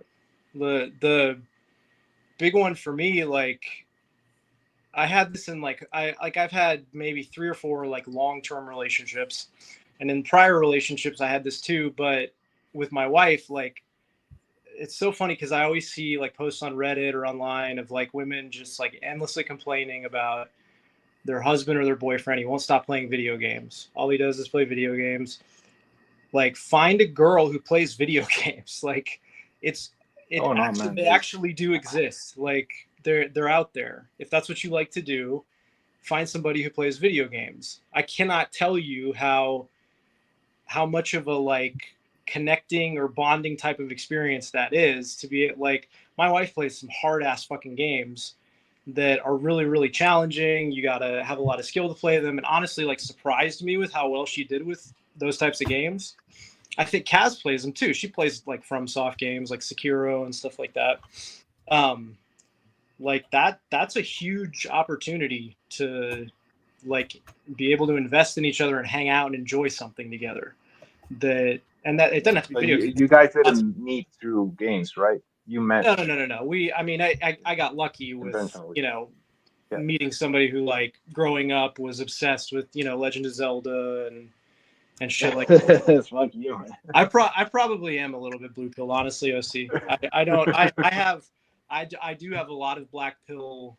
Like if you start talking to me about height, Nah, I'm that's when fucking pill, man. I'm feeling more black pill. I'm cocaine pill. You're Poquito. How tall are you? No, I'm cocaine pill. What the fuck? Yeah, no. All it is, Sloth. Actually, All it- I asked you about the thing, you know, about meeting your wife because, yeah, you actually don't know who you click with until you actually click. Yeah. Yep. Hmm. Like sometimes, you know, you don't have to share a lot of hobbies. Like hobbies are personal. You just have to share, you know, a few things. Like a few people call it, you know, vibe in the same frequency. That's Right. stupid, but it's about, you know, you got to be able to smell that armpit. You know what I mean? Yeah. Yep. If she smells like mayonnaise, man, no. Uh-uh. That's hilarious. Yeah, but it has to be, you know, that, you know, I've been with excellent one, you know, with women that I say, oh, if if she just didn't smell like mayonnaise, man. If it just didn't That's a smell. big. That's a big thing. Whenever Dumb talked about his ex-wife's teeth, I was like, man, like What he's saying is he gets so many offers from women, he can be picky. If a woman smells a little bad, he can reject her because he's got more options. That's what he's saying. Okay. No. Not I'm joking. well, you're just. It sounds like you're just around a lot of women, which is exactly like No. that's the advice that like that men you don't really want to hear because it sucks. Keep throwing yourself into I'm these actually not. situations. Keep throwing I yourself mean, into situations where you meet women, and unfortunately, you're gonna have like painful experiences. And yes, it's best to do those when you're in school and when you're younger, but you still can be around women, and the more of them you're around, the more likelihood you're gonna run into like, oh, I didn't even expect that we would click in some way. yeah, Like, yeah, and they, I mean, you know, you'd be surprised. Like, they can be forward. You know, they can be forward. I mean, I used to be really fat, like really fat, and really fucking ugly. You know, I had to grow the mustache to, you know, to fix my face a little bit. But you know, like they can be forward, and it happens. And I used to be a fat and quirky guy that smelled bad, and they would, you know, come to me sometimes. And it's what you said. You have to be out there. If you're not that out there, you're not finding anything. And what Tony said about what you said about being picky, I don't know, man. Picky has only gotten me to be lonely. Like I don't have a relationship. I haven't had a relationship in a bunch of years. I'm just going from this short thing to another short thing to another short thing, and every I love how when I'm not trying to be mean, but this guy meets women, it's a sure thing. He's going to get some action until he gets tired of it. That's not a dig. It's just not everyone is in your position, especially a lot of people on these channels. I'm just trying to point that out. So don't take it the wrong way, Guillermo. It's just fair point. You could be, man. That's what I'm saying. Like everyone could be. I was for a long time like a, you know, like my coochie closed back down. It closed back. You know, it's a seasonal thing. You know, it's a seasonal thing, or that's how I see it, at least with me. You know, it's you might fall in a rut, but nothing is definitive. You know. Well, no, I'm not complaining. I've got other problems. I'm not really even interested in meeting a woman right now. I got other problems to deal with. But I think a lot of these guys feel like we all have different opportunities. Better looking guys get more girls coming up to them on the street. There are some men who walk down the street, and not only do women not walk up to them, women give them dirty looks, nasty looks. So we all have different experiences. Just because you have experience A, I might have experience B, he might have experience C. We're not all having equal experiences, but we're talking in these generalities as if it's one size fits all when it's not. You know what I mean? Yeah. That's all I'm arguing. Yeah. I don't think it's always one size fits all. I've seen, I mean, ugly people need to reproduce as well, because otherwise there wouldn't be ugly people. So ugly. No, that's not true. No, stop. Hold on. You can have two people with 20/20 vision and they give birth to a blind child. You can have two people who are really athletic and smart and they give birth to a retard. You can have two really good looking people. They have 10 kids. Two of them are ugly. Combination, you could still have ugly people coming from two beautiful people. It happens. So, you know, there will always be ugly people. There'll always be blind people. There'll always be retards. Even if you killed every blind person on the planet, two normal people with great eyesight can still give birth to a blind person. Two beautiful looking people can still give birth to an ugly child. So there's no guarantee with genetic recombination. So there will always be fuck ups and lemons regardless. I agree with what you're saying, OC, or I scratch that. I actually disagree with what Guillermo's saying about how everybody can do this, or can, like, there we have to acknowledge that, like, there are some men for whom the disadvantages they have are so, like, crippling in the social dating market that they are extremely unlikely to ever run into one of those women that for which none of that shit matters. Like, and I do feel like height is, like, that's the big one. Like, if you're like, you know, 5'2" or 5'3", or like what Brother Click's what, 5'4"? 5'4", yeah. 5'4", yeah. Like, the part of me that has like empathy for people in general, but for men, like, can't square that. Like, it like legitimately bothers me that there's something inherent to yourself that is so very, like, random that you could just end up, like, you have no major disability, but you are so short that, like, 98% of women would never even consider you. Like that. That's right. If my brother walks down the street, he's not going to have women walking up to him the way Guillermo does because he's so short. Nothing. It was not his choice, not his fault. It's just, you know, genetics. He didn't. Yeah. So just because I'm happy for you, Guillermo, I'm not knocking you. You had these experiences. I walk down the street. A girl comes up to me, muchacha, we start dating, I get bored, move on to the next one. My brother doesn't even have those opportunities because he's so short. He's, poquito, manlet. Yeah. So that's what I'm trying to say. It's not one size fits all, is what I'm trying to argue. And No, yet, it's like true. the The struggle is different for everyone. But what I mean, man, is that there's something that's absolutely true. It's people mate. We are organisms. We get together and we like to shack. Right?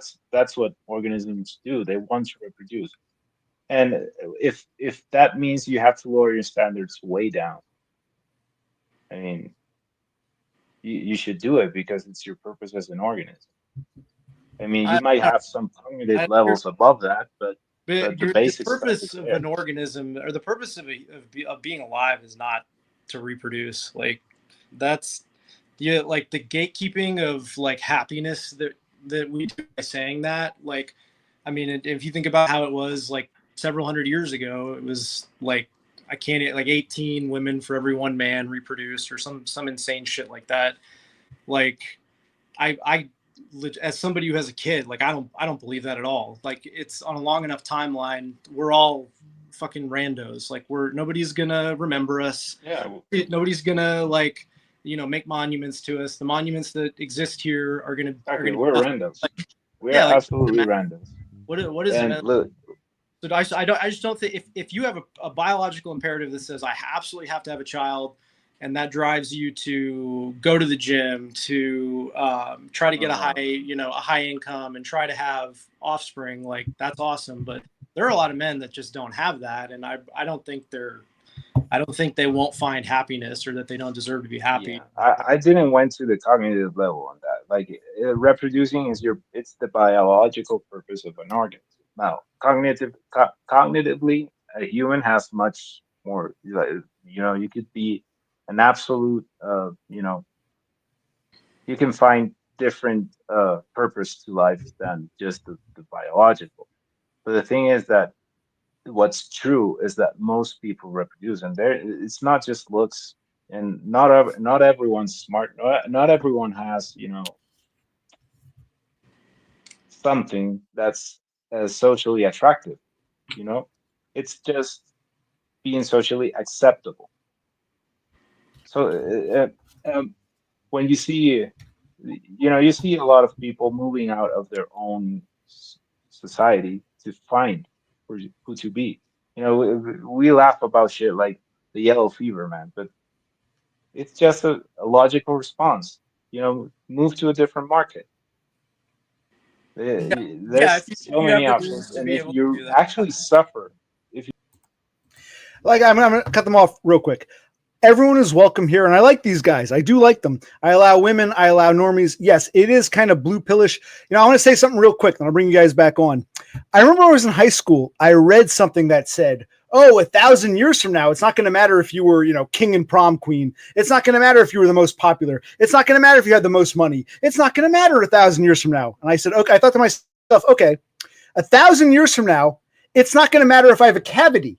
No one's going to care if I have a cavity except maybe the anthropologist who digs up my bones. 1,000 years from now, no one cares they have a cavity. But we're not 1,000 years from now. We're in the here and now. So yeah, 1,000 years from now, no one's going to care. Maybe some archaeologist who digs me up will find it fascinating, but no one's going to care 1,000 years from now. Right now, I got a cavity. I get this taken care of. So it's about the here and now. That's why I criticize this. Well, it's not going to matter in the long run. Yeah, nothing matters in the long run, but we exist in the now. If I don't get the cavity treated now, it's going to cause a problem. Whereas maybe 1,000 years from now, when I'm dead, it's not going to matter either way. But in the meantime, you know what I'm saying? Yeah, I was trying to counterpoint that. Yeah, totally agree with. I absolutely agree. There's a balance there. You have to and I actually struggle with that hardcore sometimes. With stop worrying about the past. Stop trying to your anxiety. The anxiety that I have all the time is what do I need to plan for? What do I have to worry about? What tiger do I not see coming? And that's the hardest thing for me to just calm down and actually find the middle of it. So no, I agree with you. You can't just be flippant about the future. You have to to some degree, you have to consider it. Yeah, it's the here and now. Yeah, nothing's gonna. One day the universe will stop existing or whatever. It doesn't matter. This whole past and future thing always seemed like such a bullshit argument. We're here now, and my cavity won't matter in 1,000 years. I'll be dead. An anthropologist might say, "Wow, this late 20th, early 21st century man had a cavity. Look at that. But it won't matter. But here and now, I got a toothache. I go to the dentist. I can't ignore this. This is a real problem now. That's what I'm saying. So I don't buy the argument. No offense. I know you mean well, but yeah. Well, you want to be happy now. Like that's, I get what you're saying. You don't want to be constantly having an existential crisis in the present moment. And I guess all I'm saying is, if you can think through that logically, and you're thinking to yourself, well, the reason I'm feeling this way is because I'm never going to have a kid, and I'm never going to have a legacy, and I'm never going to be remembered. Like, I think a lot of people have trouble unpacking that, and they sort of come at it more emotionally. And that's why it's like, I'm like, okay, well, the best you can, whether you need to do it with professional help or on your own, like, don't give that any thought. Like that shouldn't necessarily be what like drives your happiness right now. But I also understand why that's easier said than done. I don't see how that's. I mean, that's the same point you're making. Like, if you have a necessity to cover, if you're suffering about something, try to fucking solve it. Like, it does nothing to. I mean, you could just accept it if that's what you want. If there's something to accept in the first place, which that brings me to another point. Like, you can delude yourself to accept something that's not true. Like, who's telling you that?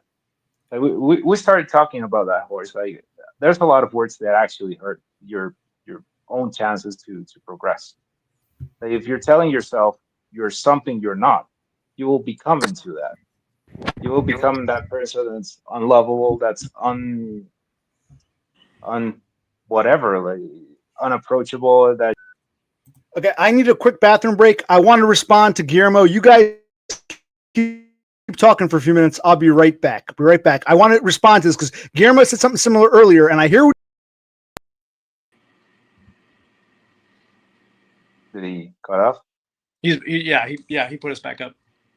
Yeah, I think what like frustrates me sometimes is like every piece of advice that a guy gets is like very action oriented.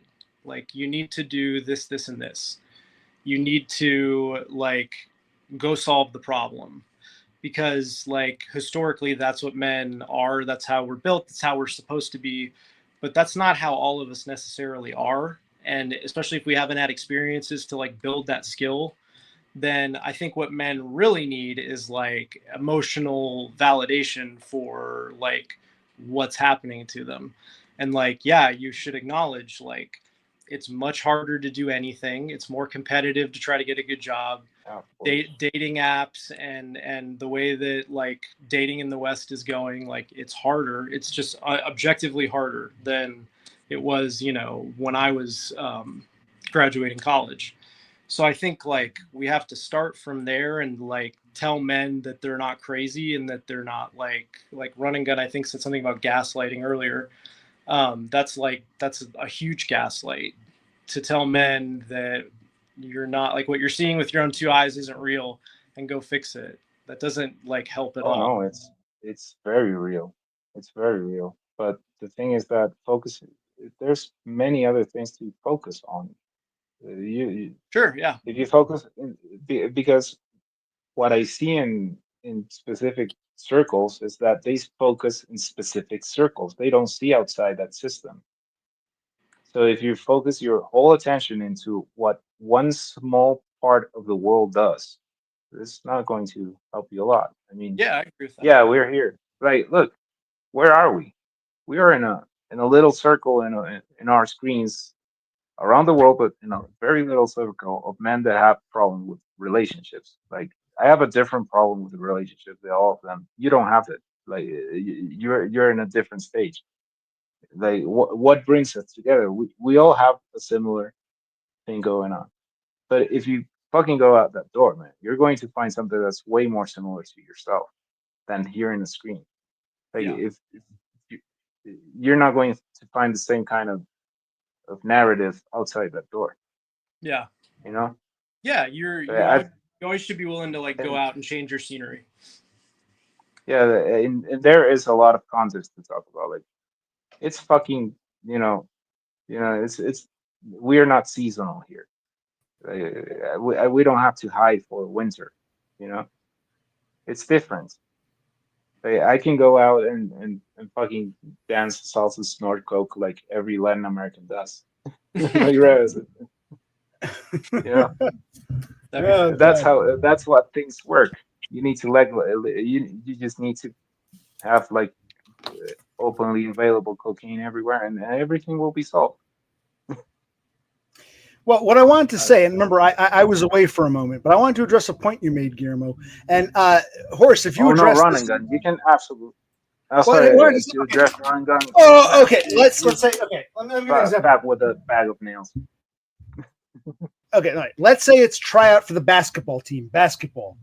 And you got two guys, and they're both very tall. They're both 6'6". One guy practices, he makes the team. The other guy slacks off, he doesn't make it. Okay, what I'm trying to say is, yeah, practice helps, but they were both in the running because they're both 6'6". You got a guy who's 5'4". He practices every day, day in, day out. He doesn't make the team. He never had a shot. He wasn't even in the running. To tell him, well, it's your mindset. You should have thought better. You should look at those other two guys. That guy made the team because he practiced, and that guy slacked off, so he didn't make the cut. Yeah, but they were both 6'6". They both had a shot.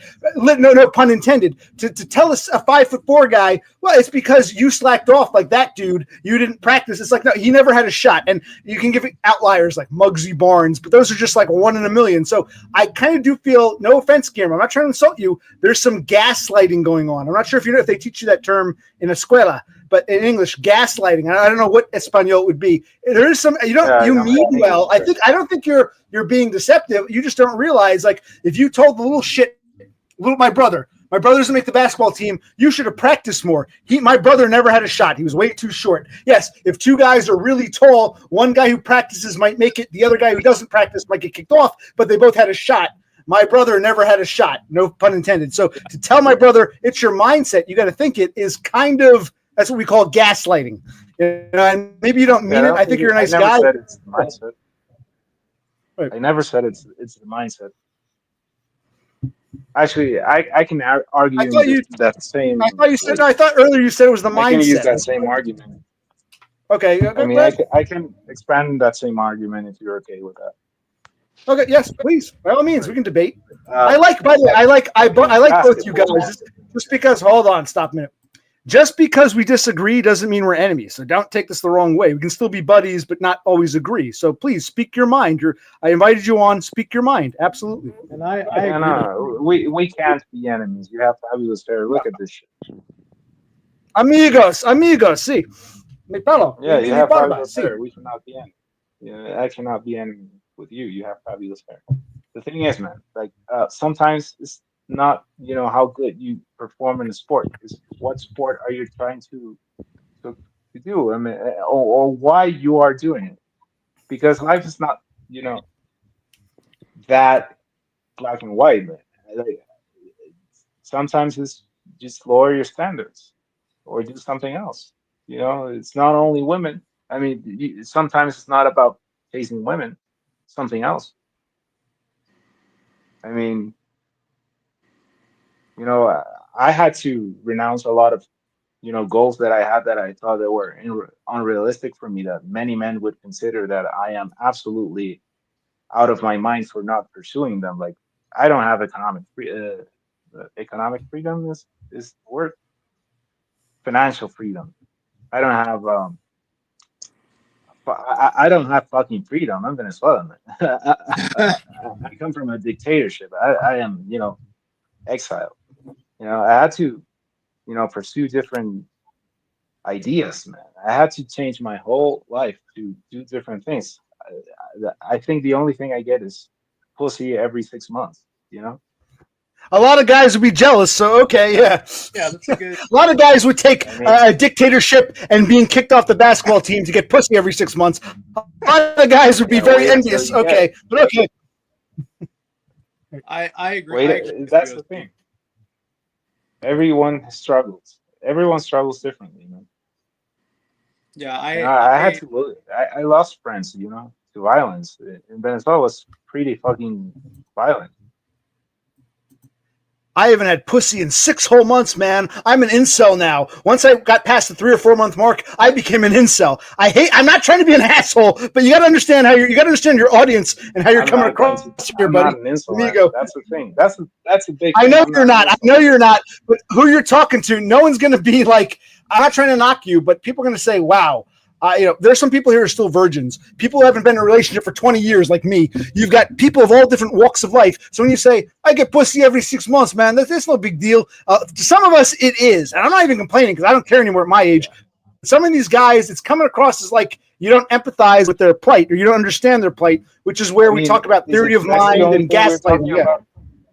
But it is. Well, that's a big part of it. You guys brought this up. I didn't take this, and most people won't be basketball players. So, okay, I didn't make the team, but most people don't make the team. Most people do get pussy. So when you're in that minority that doesn't, you really feel it. You know what I mean? So it's one thing to say, I use the basketball example, but he didn't make the team. Oh, well, only a handful of people make the team. Most people don't.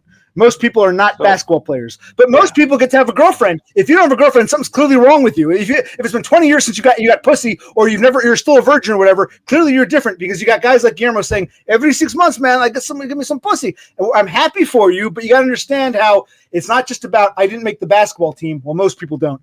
It's like most people can walk.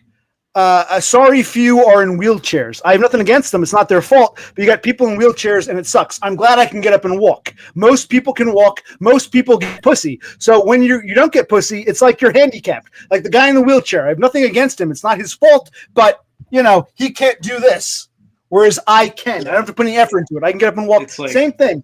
It's such a common thing, right? When it's something common that you're not getting, like being able to walk, you're handicapped. If you can't walk, you're handicapped. Most people can walk. Most people can get a girlfriend. You understand? Am I making sense? I want you guys to talk about it. Am I making sense? Yeah, you make a lot of sense. You actually do. I mean, it's absolutely understandable. The thing is that I don't see what of that argument has to do with what I was saying, because if you take this whole group, what would you say is the common problem of the whole group? You tell me, because it's hard to say. I call them starlings. We got a whole motley crew of people here. They're all very different. Let's exactly. Let's take these 3 samples over here. I'm going to ask you a question. You can tell. I want to hear your opinion. I think everybody here feels like an outsider to some extent. Maybe very different lifestyles may feel like outsiders in different ways. I think everyone here feels like an outsider of some sort. But that's what I think. You can tell me why you're here. That's exactly what I was going to say. I feel the same way. Yeah, I feel I'm not an outsider in the sense that I'm not in a relationship, but I feel like I don't identify with other married couples. Like other married people are like not interesting to me. They're incredibly banal. They don't, have hobbies of their own.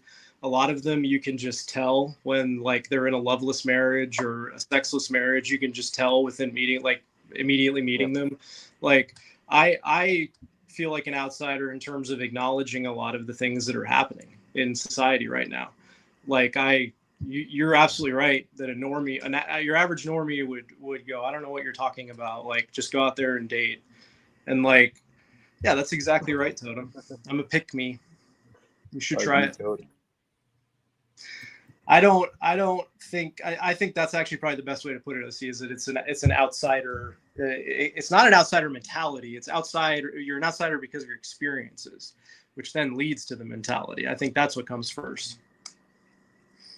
Yeah, well, I was going to say that maybe, I mean, you brought the outsider word. Well, yeah, no, both brought the outsider word out, but I would say it's just more basic. Like, we're all neurotic as fuck. I mean, aren't we? Neurotic? Yeah, in a way. Like, anxiety is you spoke about anxiety, you spoke about and OC, you spoke about having a diagnosis. I'm fucking studying psychology because I can fucking figure it out. Yeah, I mean, you're probably right, but I would say neuroticism, it's like the main variable of this group, isn't it? I'm not sure if I'd agree with that per se. You're entitled to your opinion. I would say we all feel like outsiders in some way. I'm not sure if it's neuroticism, unless you mean in the way that we question our state of being. What does Horsehead think? Are we all neurotic? Is that the common denominator? Maybe. I'm sure a lot of us are. Like I think I mean, I could bring up. I'm a little bit neurotic, but I know a lot of neurotic people that don't necessarily struggle socially. So it's something else on, I think. I mean, some neurotics thrive socially. Yeah. You know, like if you're a narcissist or a histrionic, you would do really well. Yeah. I've worked with plenty of people like that. Yeah, we have to, because it's part of society. Like we need people like that for certain things. I guess it takes all kinds, but you know, I guess, you know, I'm not sure if we actually need some of these people. Diversity. Right. Yeah, that's really what diversity means. You know, like, it's not the color of our skin; it's how the fucking crazy, what kind of crazy we are. Yeah. Yeah, I think like it's important that there are people who have self-interest, but I don't know if I agree that like sociopathic people are just like they don't bring anything good to the collective. They're out to not only self-enrich but like destroy other people in the process. And I've run into people like that too. And I know when you talk, OC, about like different workplace experiences and like having the experience of like feeling like you're about to be in a physical altercation. Like I've had that. Absolutely. Yeah. I've absolutely had that before. I've had that before where somebody was challenging me in their office with 2 other people in there because they wanted an audience while they were doing it. Like that's the type of thing that like for days on end afterwards, you're just like sick when you wake up in the morning because you're like, I can't, like when I was younger, if I ever had a problem with like the neighborhood kid down the street or somebody in one of my classes, like I would just cut you out. I would have nothing to do with you. It's very easy for me to do that still to this day, but I can't do that at a job. Like, right. You have to work with these people. There's no way to avoid them totally. Yeah. And so it just continually re-traumatizes you. And it's like, yeah, man, it took a long fucking time to get to a job where it's not that I don't run into any of those people, but they are completely non-integral to my role and functioning, you know, ability in the organization. So like and that was my experience with jobs, where the same way that some of the guys in this chat have that experience with women. It took me, you know, 17 years after college of, in some cases getting laid off, in some cases voluntarily leaving and going to another job that ended up being even worse than what I left. Like, it's a lot of 2 steps forward, 1 step back. But eventually, if you keep pushing at it, you find something, hopefully, in the end that works out. But it's a big fucking slog. And it's the same thing with dating. It's having the thick enough skin to be able to handle a lot of these projections and just shitty experiences until you run one that isn't. And I don't blame men for not like jumping into that wholeheartedly, especially once they get into their 30s and 40s, and it's like harder to even find those environments with women. So yeah, it is. No, it is. It's not only about dating, man. That's a lot of stuff. Like you mentioned work. See, the struggle is not only finding women, but if it is, you know, I mean. Well, I think what's the worst thing you can do to find a woman?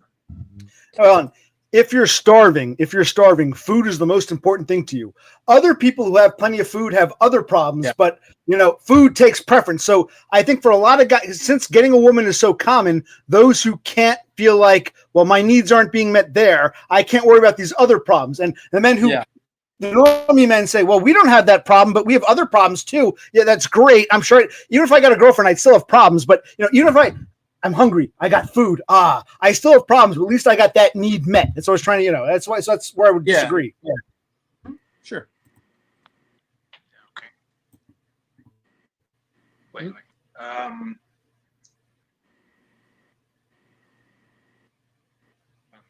I actually don't have a comment for that. I mean, I don't think we're talking about the same thing. We kind of are. It's all interrelated, I'd imagine, right? Maslow's period hierarchy of needs and all that, as Totem says. Yeah.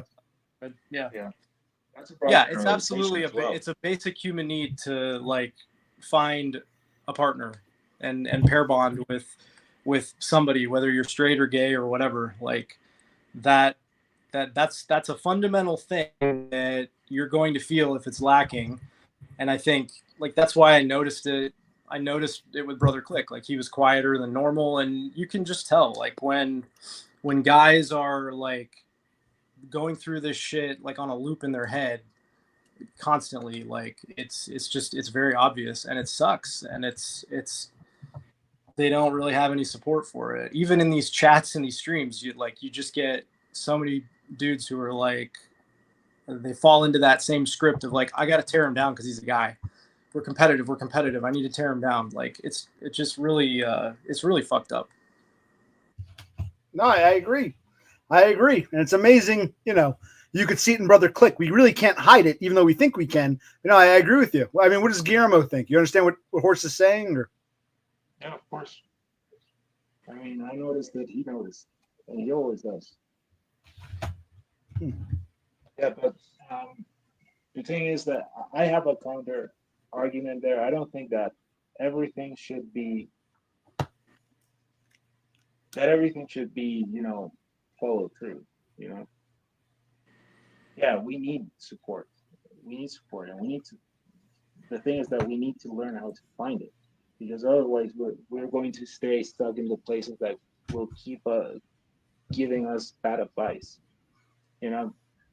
Sometimes seeing Dumb doing his shit, I think that many things that he did was just to prove the group wrong.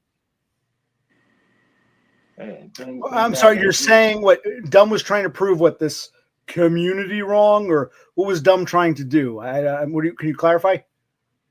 I think he wanted to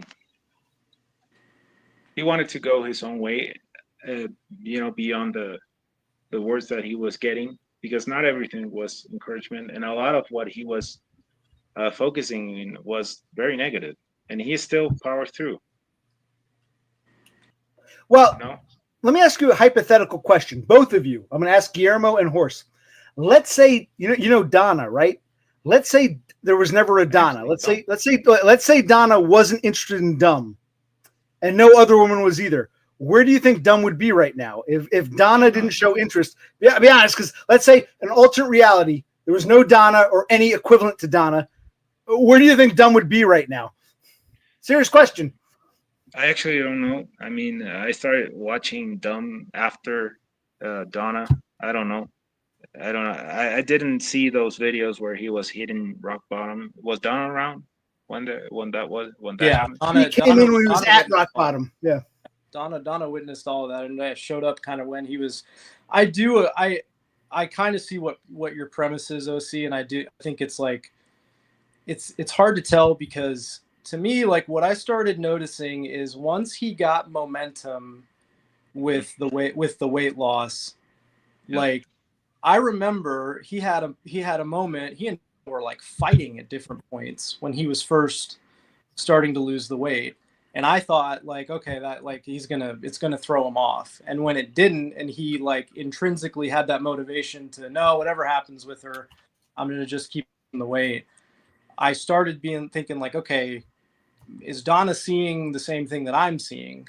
Like because for a woman, what they want to see is that like you're capable, and you almost are like become independent. It's the most fucked up thing in the world, because if you're a man and you're like, I'm dying inside and I want to have a partner and I want to get to know a woman and have all the validation that comes with it, you're going to show that desperation. It's impossible not to show it. But to a woman, the most attractive thing in the world, along with obviously over 6 feet and square jaw and all that bullshit, is, wow, it doesn't seem like it matters to him. Like, it wouldn't be the end of the world if we didn't work out. In a woman's head, that creates some kind of attraction. I do think that's a little bit of what happened with Donna. I think she saw a little bit of Dumb figuring shit out, like with the hope of Donna, but also kind of independent from her. because they were kind of feuding at different points during it. Well, let me ask you, Horse, do you talk to your wife about these channels? Does she watch these channels? Yeah. Does she knows who I am and who Dumb is and who Todd is? Or be honest, Yes. and what are her thoughts? What are her thoughts as a woman telling you what? She doesn't think anybody. She doesn't necessarily sit and like watch for minutes at a time or anything. Like, But she's aware. I understand that, but she's aware. You don't hide this from her. What is she? Yeah, no, I want to hear. I don't hide it from her at all. I talk about this stuff all the time. We have. I like bouncing ideas off of her about we talked about the Hill article. The 64% of men are single and 32% of women, or I forget what the exact numbers are. Like, that's a thing that affects everybody. And yeah, she's seen you, she's seen Dumb, she's seen Todd. And I always ask her, like, do you think this guy is unattractive? And she said, no, like, they're not unattractive. Now I may get to know them and they may prove me wrong, but in terms of how y'all look on these streams, no, she's never said that. Well, I'm not even talking about looks. I'm talking about our philosophy. The black pill. Like, what are her thoughts on the black pill? And we know you're not fully black pilled, but I mean, what are her? Does she understand the concept? I mean, what is her? Yeah. Yeah, I think. Yeah, I want to intervene here. I think probably where it kind of rubs against her a little bit the wrong way is like a lot of the black pill tries to say that women have no problems whatsoever. And women and the tutorial mode thing and shit like that, like that's not helpful. Like, that doesn't, it's kind of wrong on its face. Like, women have all sorts of problems. They just have different problems than men have when it comes to dating. Yeah, they can get sex up and down the street, but they're also biologically less driven to want sex. So it's kind of like, oh great, I'm in the ocean, I have all this water around me, but I can't drink any of it because it's going to kill me. So what they're looking for is like long-term relationships. So that's the part of the black pill. Wait, stop. Sex isn't going to kill them. That's a bad example. Like, I understand if someone's thirsty, they're dehydrated. They want water. A guy in the ocean, his water is filled with salt, so he can't help them. He's also dehydrated. So it's a bad example. It's like someone who lives at a lake with beautiful fresh water, like thinking like, water's no big deal. Well, I mean, yeah, for you, because you have plenty of it. Think of those, pretend you didn't have that lake, that nice freshwater lake in front of you. I think there's a lack of empathy, a lack of theory of mind. You know what I mean? It's just my, Okay, so first of all, I'm not saying the sex would kill them. That's not what I was saying. What I was saying is women have all these options for sex, and some guys are really good at putting on the mask to get sex from a woman. And then the minute, which might include Guillermo. Guillermo, you walk down the street and women come up to you. All right, I'm getting tired, but yeah, you might be one. I'm not knocking you. I wish I could be you. So okay, so I'm sorry to cut you off, Horse. You were saying some guys are lucky. Some guys have all the luck, like Guillermo. Okay, continue. So, like, something to remember. Something to remember is like men. Oh, stop. I'm lucky. Guillermo, I'm not insulting you. I'm jealous of you. I wish a lot of guys are envious of you. I think you don't realize how good you have it. That's not I'm not making fun of you. I'm it for what, man? For meeting women? Is that the only thing? You got 99 problems, but women ain't one. Whatever that song is. Okay, but let's let Horse continue. Women's not my problem. Right. I'm fine with that, and I'm fine with you guys not being fine with that. Well, imagine if you couldn't, on top of all the other bullshit, you still had the same problems, but you couldn't get a woman either. Like, you'd have yet another problem that would just weigh on that. So that's what I'm trying to make you think of. Empathy, All right, Horse, continue. I liked your point. Yeah, cognitive empathy theory, mind. Yeah. What? So, yeah, that's the thing. I've been there. What the fuck is cognitive empathy? Do I have to think about being empathic? No, man, that's not how it works. Cognitive means your mind trying to put yourself in someone else's shoes, even if you can't feel it yourself, trying to intellectualize what someone else is going through. That's what cognitive empathy means. Understanding that not everyone thinks the same. No, I'm trying to explain to you how we're all different, and your experience may be different from mine. So you got to try to put yourself in my shoes, and vice versa. That's what I'm trying to say. When have I tried to change your life? No, you haven't tried to change my life. You're making generalities that might be true for you, but might not be true for all of us. My generalities are true for me. I don't know what the fuck is going on in your life. Fair enough. That's fair enough. But the way you talk, it makes it seem as if you're making generalities for all of us in a broad sense. That's what gaslighting is. That's why some of us feel a little offended. I'm not offended, but some of us feel a little taken aback, if you know what I mean. Well, if I accomplish that, man. And you can be proud. No, I'm glad. Like I said, we're still buddies. Even if we disagree, we can still be friends. So it's not any hatred. But I disagree. I want to talk more with you, Guillermo. But let's let Horst finish his point. Horst, I'm sorry to cut you off. I'm glad to talk to both of you. It's hard when you got three people. All right. So Horst, what were you saying? Your point. So like the common like comparison or analogy is like men are in the desert. They have no water to drink. Women are in the ocean. They've got water all around them, but it's all full of fucking salt. And what I meant to say is not that the sex kills the woman, but women can get drawn into a man who pretends to be somebody else. And in many cases, in many abusive cases, they can end up dying because they ended up with an abuser. Now, let's stop a minute. I'm sorry to cut you off, but I got to say something. You just said women can end up in a relationship with someone who pretends to be something else. Yeah, but not all men can pull that off.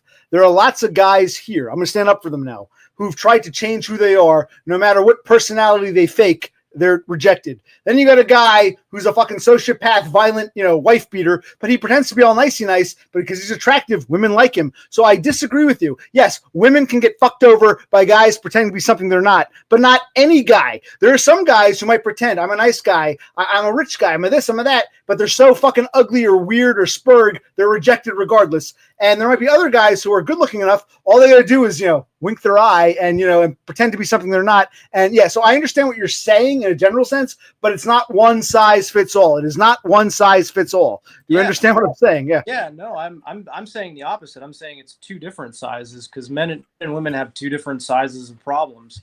It's just like No. I'm not talking about the men and women differences. Forget women for a minute. I'm saying among men. Among men, it's not one size fits all among men. Forget about women for a minute. It's all different for all of us. That's what I'm trying to tell you.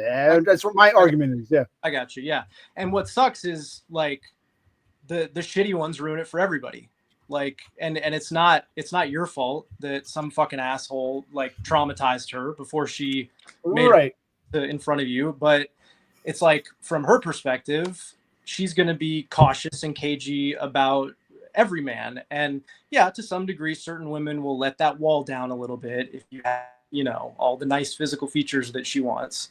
But I disagree. I think even before a woman gets screwed over by a dude, she's already cautious around us ugly fucking spurgs. I'm not even angry. This isn't anger. This is trying to explain how some of us go through life, whether we're too ugly or too short like my brother or too spurgy. Even before these women get screwed over, they're already, quote unquote, cautious of ugly weirdo fuck-ups like us. And I think that's what you guys, I'm not mad about myself. You guys don't understand how a lot of people in this community feel. We're already seen as women already cautious of us even before they've had a bad experience with a good-looking dude. That's what I'm trying to argue. You understand? Yeah, and I'm never like I would hope I'm never going to be able to completely empathize with your experience in life. Well, so I understand. That's what. Hold on, real quick. That's what cognitive empathy means. We're never going to know what it's like to feel each other's pain internally, but we can try to cognitively, intellectually understand it. That's what I mean by cognitive empathy. Hey, okay. Can I tell you what that means? Like in the literature, that means rationalization. Sure. It's not healthy, man. And let me ask you something. Trying to intellectualize how someone else feels isn't healthy? I don't understand that. Rationalization. That's one thing I really disagree with. How is that not healthy? Trying to understand how other people perceive the world. How is that not? No. That's just empathy. That's not cognitive empathy. What you're calling cognitive empathy is what you're doing right now. That's called rationalization. It's the way that you justify a disadaptive conduct. And listen, I want to ask you something. That's something else. I mean, that's your opinion. This is mine. That's okay. But I want to ask you something else. Do you think you're unattractive? Like you're not physically attractive? I mean, I'm wet as fuck. Well, I mean, we're all men, so we can't really judge each other. We can have ideas. I think, at this point in my life, I'm not even worried about being attractive. I understand how these younger guys feel. So this isn't, woe is me. I don't care. I'm over 40. I got other problems to deal with. I think, I'm not that good looking. And I think it's an equation. As looks go down, NT, being normal, has to go up. If you're ugly and a spurg, you're fucked. That's a good point. With my I'm not good looking, but if I were more normal, quote unquote normal, I'd probably have a fat girlfriend right now. I'd probably be married to my fat little wife and have a kid or two. I think it's both. As looks go down, you have to hope. There are people who look like me who have girlfriends because they're more quote unquote normal, neurotypical. I think it's both. It's an equation. It's looks plus neurotypicality or lack thereof. Yes, there might be a guy who looks just like me who has a girlfriend, but he's probably Mr. Normal. I'm ugly, and on top of that, I'm a spurg. I think it's an equation. That's how I feel. And it doesn't matter if you or Horse say, I think you're cute. You have hunter eyes. No homo. You got a nice head of hair. That's great, dudes, but we're all men here. Women are the choosers. So it doesn't matter if you think I'm good looking or ugly. It doesn't matter what another man thinks of you. So that's how I feel. I think I'm not the ugliest. Probably not the ugliest. There probably are guys like me who have a girlfriend or a wife, but being ugly-ish plus being spurred together, it's an equation. That's how I feel. I absolutely agree with you. I mean, right. I don't have a girlfriend. I have, you got pussy left and right. I don't even want a girlfriend. I love to walk down the street, walking my dog, and a chick comes up and says, "Muchacha, oh, bonito." I'd love that. I'd love to be in your shoes, man. Your zapatos, very nice. Are you flirting with us? Getting inside of that and no, I'm trying. No, actually, I'm glad you asked that, Horse. It's the exact opposite. I can joke around. Horse, you're really good looking. Or I can say, Horse, you're an ugly fuck. What difference does it make? I'm a man. I can't choose. You got to ask women, whole collection of women, how they find you. So it doesn't matter if you think I'm good looking and he's ugly or vice versa. It doesn't matter how another man perceives you. How do women collectively collectively perceive you? So it doesn't matter whether a guy thinks you're good looking Horse or Horse, you're ugly fuck. Who cares? Yeah, that's what I'm trying to say. Men can't judge other men. And Dumb understands that. That's one thing I agree with him on. Dumb is 1,000% correct. Men cannot judge other men no matter how many think they, and no matter how much they think they can. Yeah. I think men can. They're not going to know everything that a woman uses to like size the guy up. But I think, of course I'm a fucking spurg. I've mentioned this 1,000 times, asshole. Sorry, going back. Yes, yeah, okay, continue. No, I think men can like the same thing that I think about everybody in these chats is what my wife thinks. Like, and she's not lying to me. She would tell me like, who the fuck is this guy? And you asked earlier about like talking to her about black pill stuff. Like there's a lot of it that she agrees with. She fully admits like, if I was 5'3" or 5'4", I would not have had a chance. Like because she doesn't know everything about me. And on first impression, it would have been like, there's no way. I'm not dating somebody who's an inch or two shorter than me. So yeah, stuff like that. Like if you talk to women and they're emotionally open enough about it, they'll admit that some of it is true, but you'd probably be surprised how much of it is not necessarily like hard and fast. On a side note, I like where you're going. Hold on. How tall are you? How tall is your wife? Can you tell us? I'm 5'11" and she's 5'5". Okay. Continue. I was curious. It was pure curiosity. I'm not like, and I'm the shortest guy she's ever been with. Like, wow. So she's 5'5", and even 5'11" is her shorter range. So Totem was correct. Totem, you were right what you said before. Okay. Yep. I hope he's happy. But yeah, no, she has some. I mean, we joke about it. We talk about different like articles and shit that I run into. She's watched a video here and there and you know, she'll comment on things here and there, but she's never thought that anybody that has shown their face on a screen that she's seen is like so hideous that they. Yeah, but hold on. I'm only 5'9", which isn't quite manlit, but it's not tall. So it doesn't matter if I'm good looking. Oh, he's kind of cute, but he's only 5'9". By the way, saying I'm not even complaining. I'm just saying the irony of it all. You know, she might say to you, honey, I love you. You're like the shortest guy I'd ever date. So I don't care if a guy is really good looking. If he's even 1 inch shorter than you, and I'm 2 inches shorter, he's out of there. So you understand? Like, you should ask her about that. Take it to that next level. Seriously. Because, yeah. She didn't say you're the shortest I would ever date. She just said that she's dated guys that were taller than me, and they were absolute dipshits. And like, well, why don't you ask her? Seriously, why don't you ask her? Say, honey, honestly, would you ever date a guy shorter than me? She'll probably say, oh, Oh, of course I would if he had a nice personality. But you gotta like feel her out. She would be honest with me. She would be completely honest. Well, ask her that question seriously. What's the shortest? She's 5'5". What is the shortest she would date? You should ask her that. What is the shortest your wife would theoretically date? You should ask her seriously. If I had to guess, OC, it would probably be about 5'9". I really don't think 5'9" is. There is like a world of difference between 5'4" and 5'9". I really like that's the average height for men.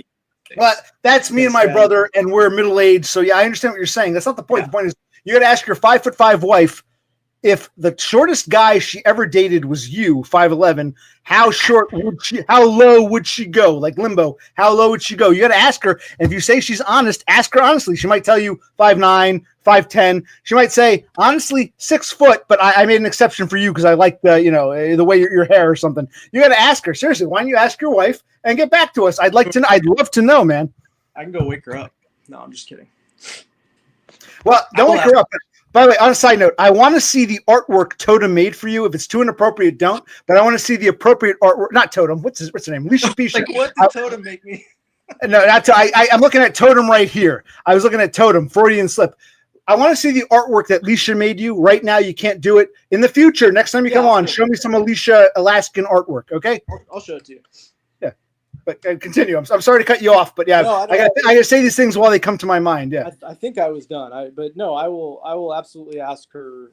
I mean, yeah, but that'd be my guess knowing her. Actually, I was talking with this girl yesterday about what our sorry. So I was talking with the girl I'm seeing yesterday. Why? Because we basically established we're not having something serious. But we were asking about, previous relationships and why anything works for either one of us. And yeah, exactly. And she would almost always have a red flag for every man. It doesn't matter if he's good looking, if he is, if he has a good job or whatever. There's always a red flag. And it's not only men that are staying alone. There's only women beyond 40. They're starting to stay alone as well. Yeah, usually it's by choice though. Yeah, it's for women it's by choice. For men it's not so much. Usually, if it's a woman in her 40s, she's probably gone through a divorce and she's probably already had kids. So there's no reason to go out and. Or it's a fucking inappropriate person like us.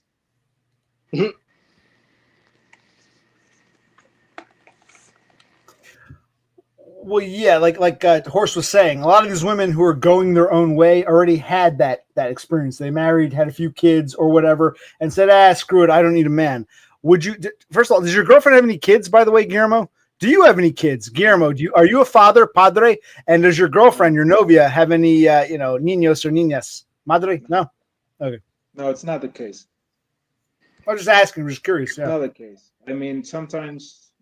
you just have to, not everyone has the same experience.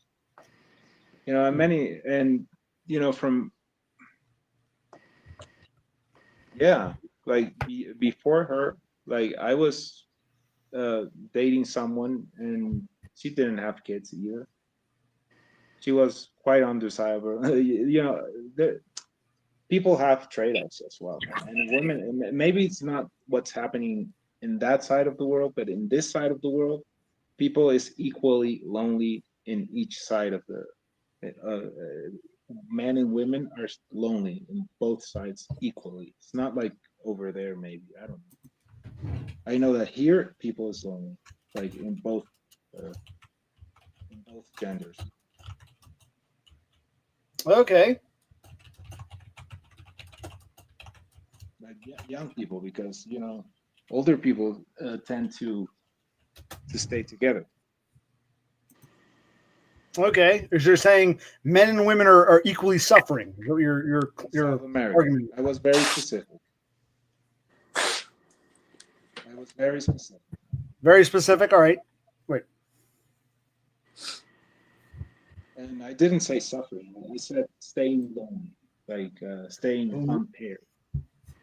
And I have a study. I actually was going to mention it, but I don't know. Let me check. No, go ahead and mention. Speak your mind. What study is this? Go ahead. Yeah, let me go search for it. But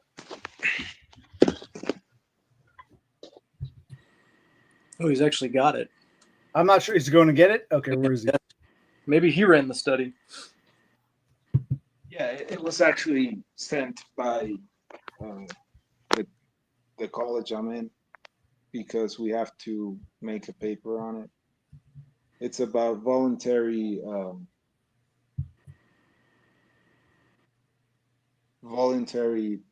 pairing. I don't know if that's a word.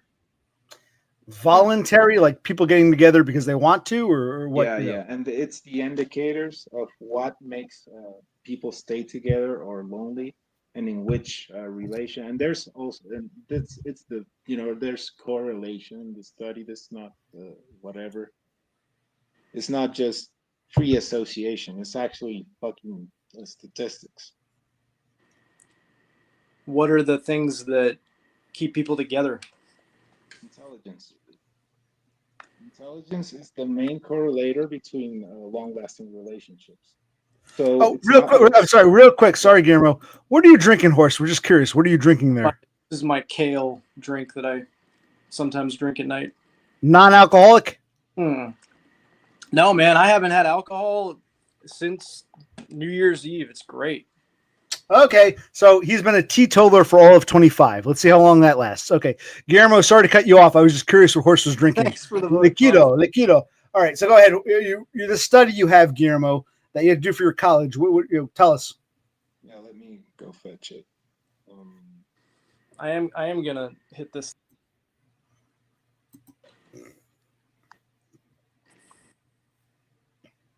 Guillermo, we're on you now. I'm sorry.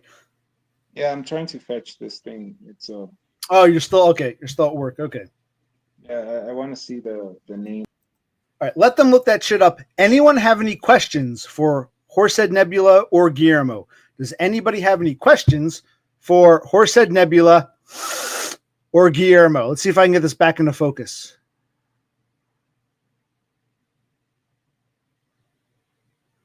Thank you, Cassandra and Beppis. Okay, let's bring them back.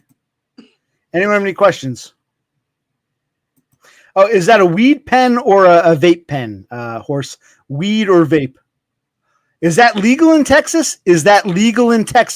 Absolutely. It's a Delta 8 derivative, so it's derived from the hemp plant. The farm bill that Trump signed, I think it was 2021 or so, like opened the floodgates for all these hemp-derived THC products. So yes, I went and legally bought this in Texas. So in Texas, you can't have a woman can't have an abortion, but you can buy THC pens. Can you buy marijuana, actual plant material, or you can buy? I've not done it yet. You can buy like marijuana, like flower that looks exactly like normal marijuana flower, but it's again Delta 8, hemp derived. So they got a bunch of science on this shit now, man, and it's nice because like it shouldn't be illegal anywhere. Okay. All right. Guillermo, have you found that study? Yet? I am looking for it. I have it. I know I have it. I have to download it. It works for me, Rafterman. I've been drinking a lot of beer. I got to piss again. You guys talk amongst yourselves. I'll be right back in a minute. I think the last time I had like actual like marijuana from a legal state was 2019, maybe. And I mean, this feels no different to me. I'm sure it is different in some way, but it's just nice not to be having to get active, right? It's THC. Yeah. It's got Delta 8 is THC. It's got some of that in it. You do it for a particular reason? You smoke for? It's just what I like. For the joy of it, right? My dad's thing every night for 40-45 years was like drinking 6 or 7 Bud Lights and then going to bed, and then he would get up at 4:30 and go to work the next day. So he was I've always had a more addictive personality. Yeah. But I've never got into anything like really hard. I would never put a needle in me. Like, that freaks me out.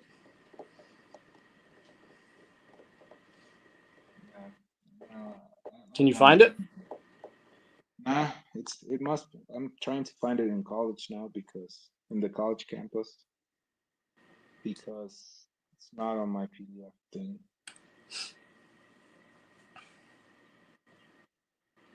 Yeah, but basically, it's seeing why people stay together.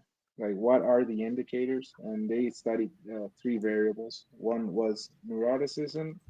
Second was intelligence, and the third, I don't fucking remember. That's why I'm trying to find it.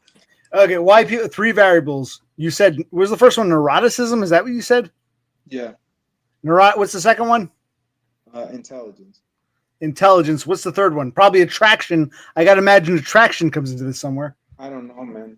Not for Maybe a long was, term. Not for why people I don't stay. know. It could be. It could be. I'm trying to find it because I don't remember what the third one. The thing is that the strongest correlation was with intelligence. It was like 0.5 G Well, squared. wait, because you can't stay in a relationship. You get pussy left and right, but you can't keep it together. Are you smarter than them? Are they smarter than you? How come you and these girls can't? You get to have sex, but yeah, what? I would say that both things happen. Like, sometimes they're smarter than me, sometimes they're dumber. I mean, that's what it is. Okay. And one important fact of that study is that the only negative correlation was neuroticism. Like, that means that the more neurotic partner is, be it her or you, the probability of that relationship lasting is lower. So okay, neuroticism, intelligence. Think. What was the third? I want to know what that third one. I don't know, man. I'm trying to find it.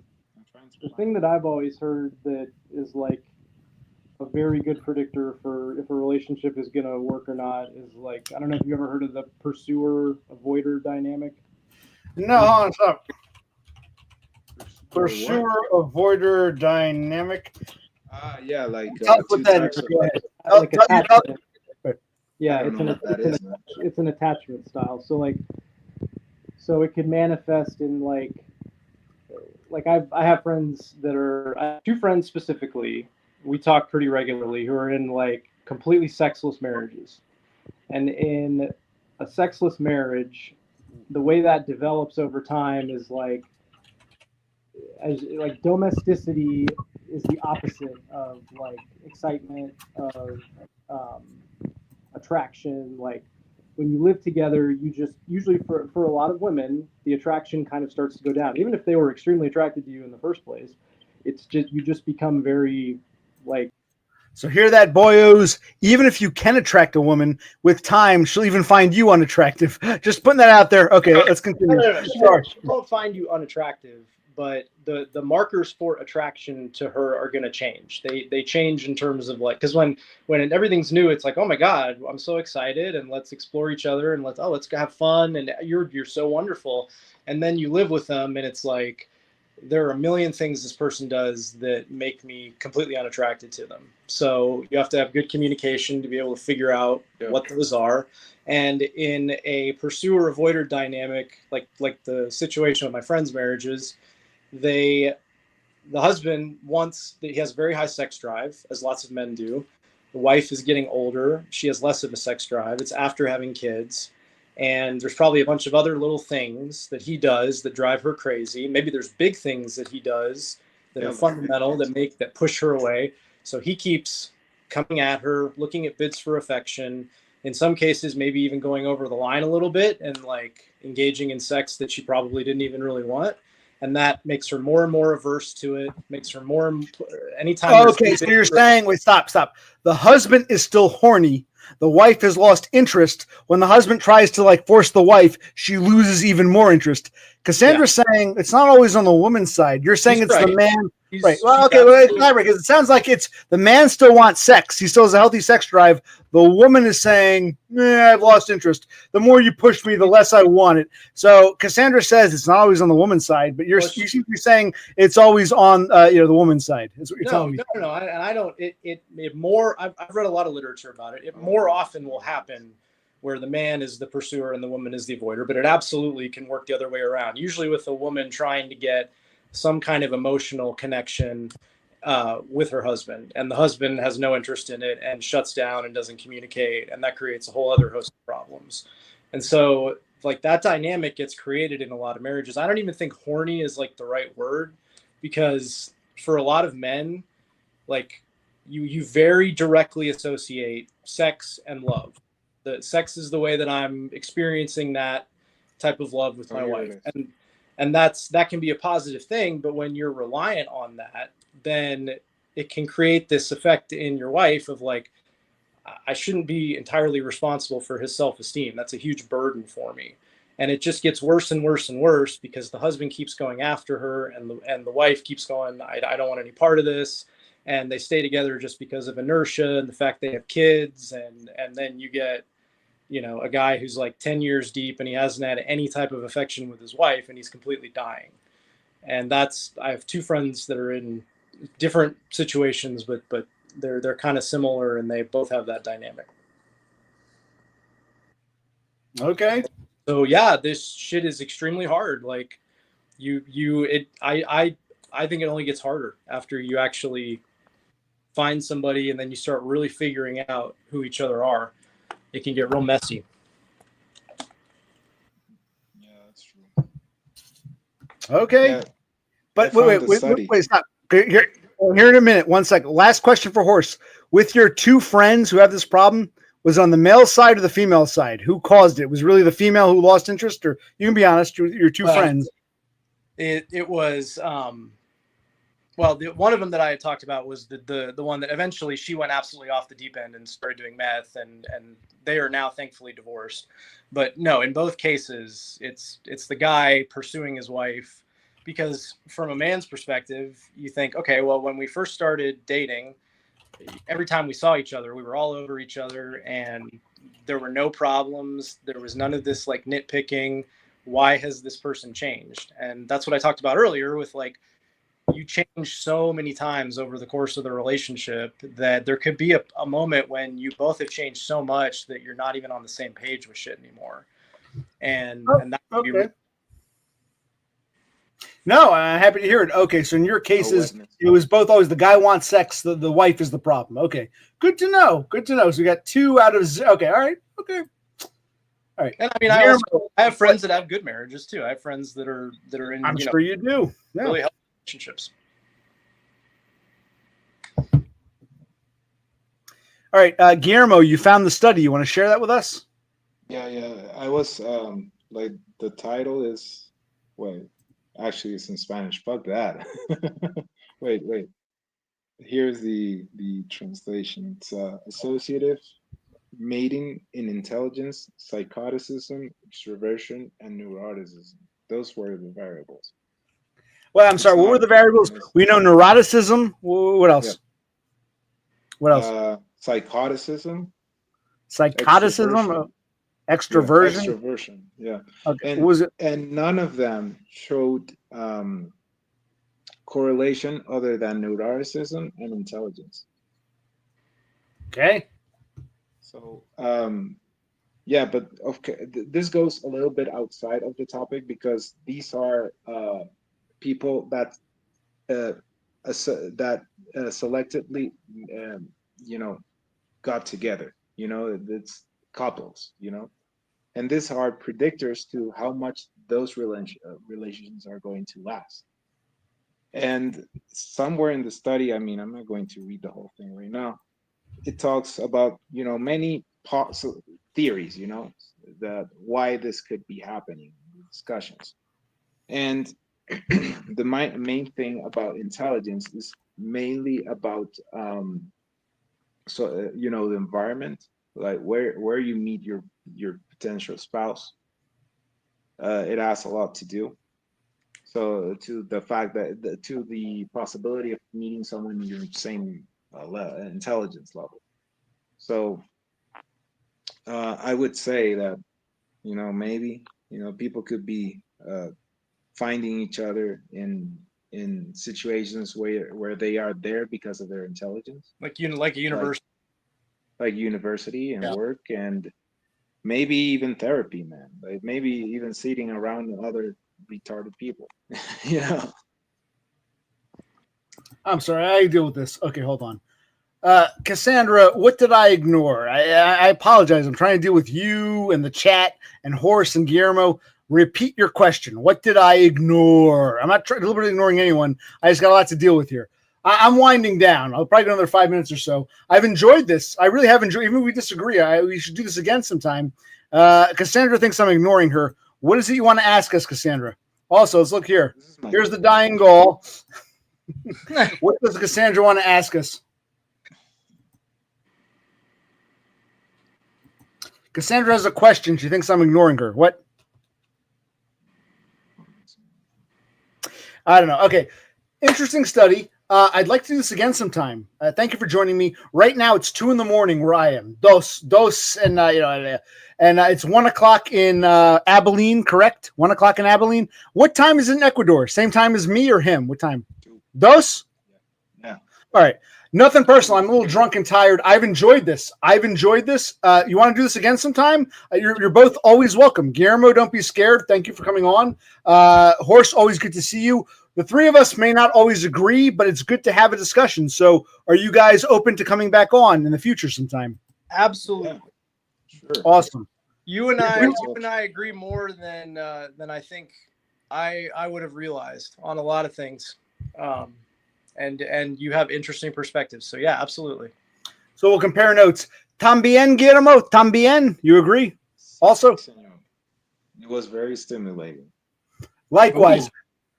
Don't be a stranger. You're both welcome back. I just got to get off. I'm enjoying this. I'm just too tired out of it. 2 a.m. for me, 1 a.m. for, what's his name? Horse. And I think it's 2 in Ecuador, tambien. So, okay. All right, guys. Man. Yep. Hasta la noche or whatever. Buenas noches. And we'll do this again. Thank you all for joining me. The stream actually went somewhere interesting. I actually enjoyed this.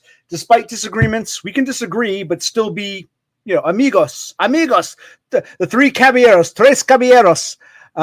So thank you guys for joining me one last time. I want hair like this dude. I just got to get off. I'm too tired, but we'll do this again sometime. So thank you both, gentlemen. Thank you. You're both very sexy. If I were a woman, I would spread my legs for both of you. If I were a faggot, I'd spread my ass cheeks for both of you. I'm not interested in doing either, but I think you're both very sexy. But it doesn't matter what I think because I'm not a woman. You have to ask a bunch of women what they think. But that's a whole other can of worms. I look forward to doing this again. For now, I'm going to say occupational click. That would be me. Thank you, Horsehead. Thank you, Guillermo. Occupational click out.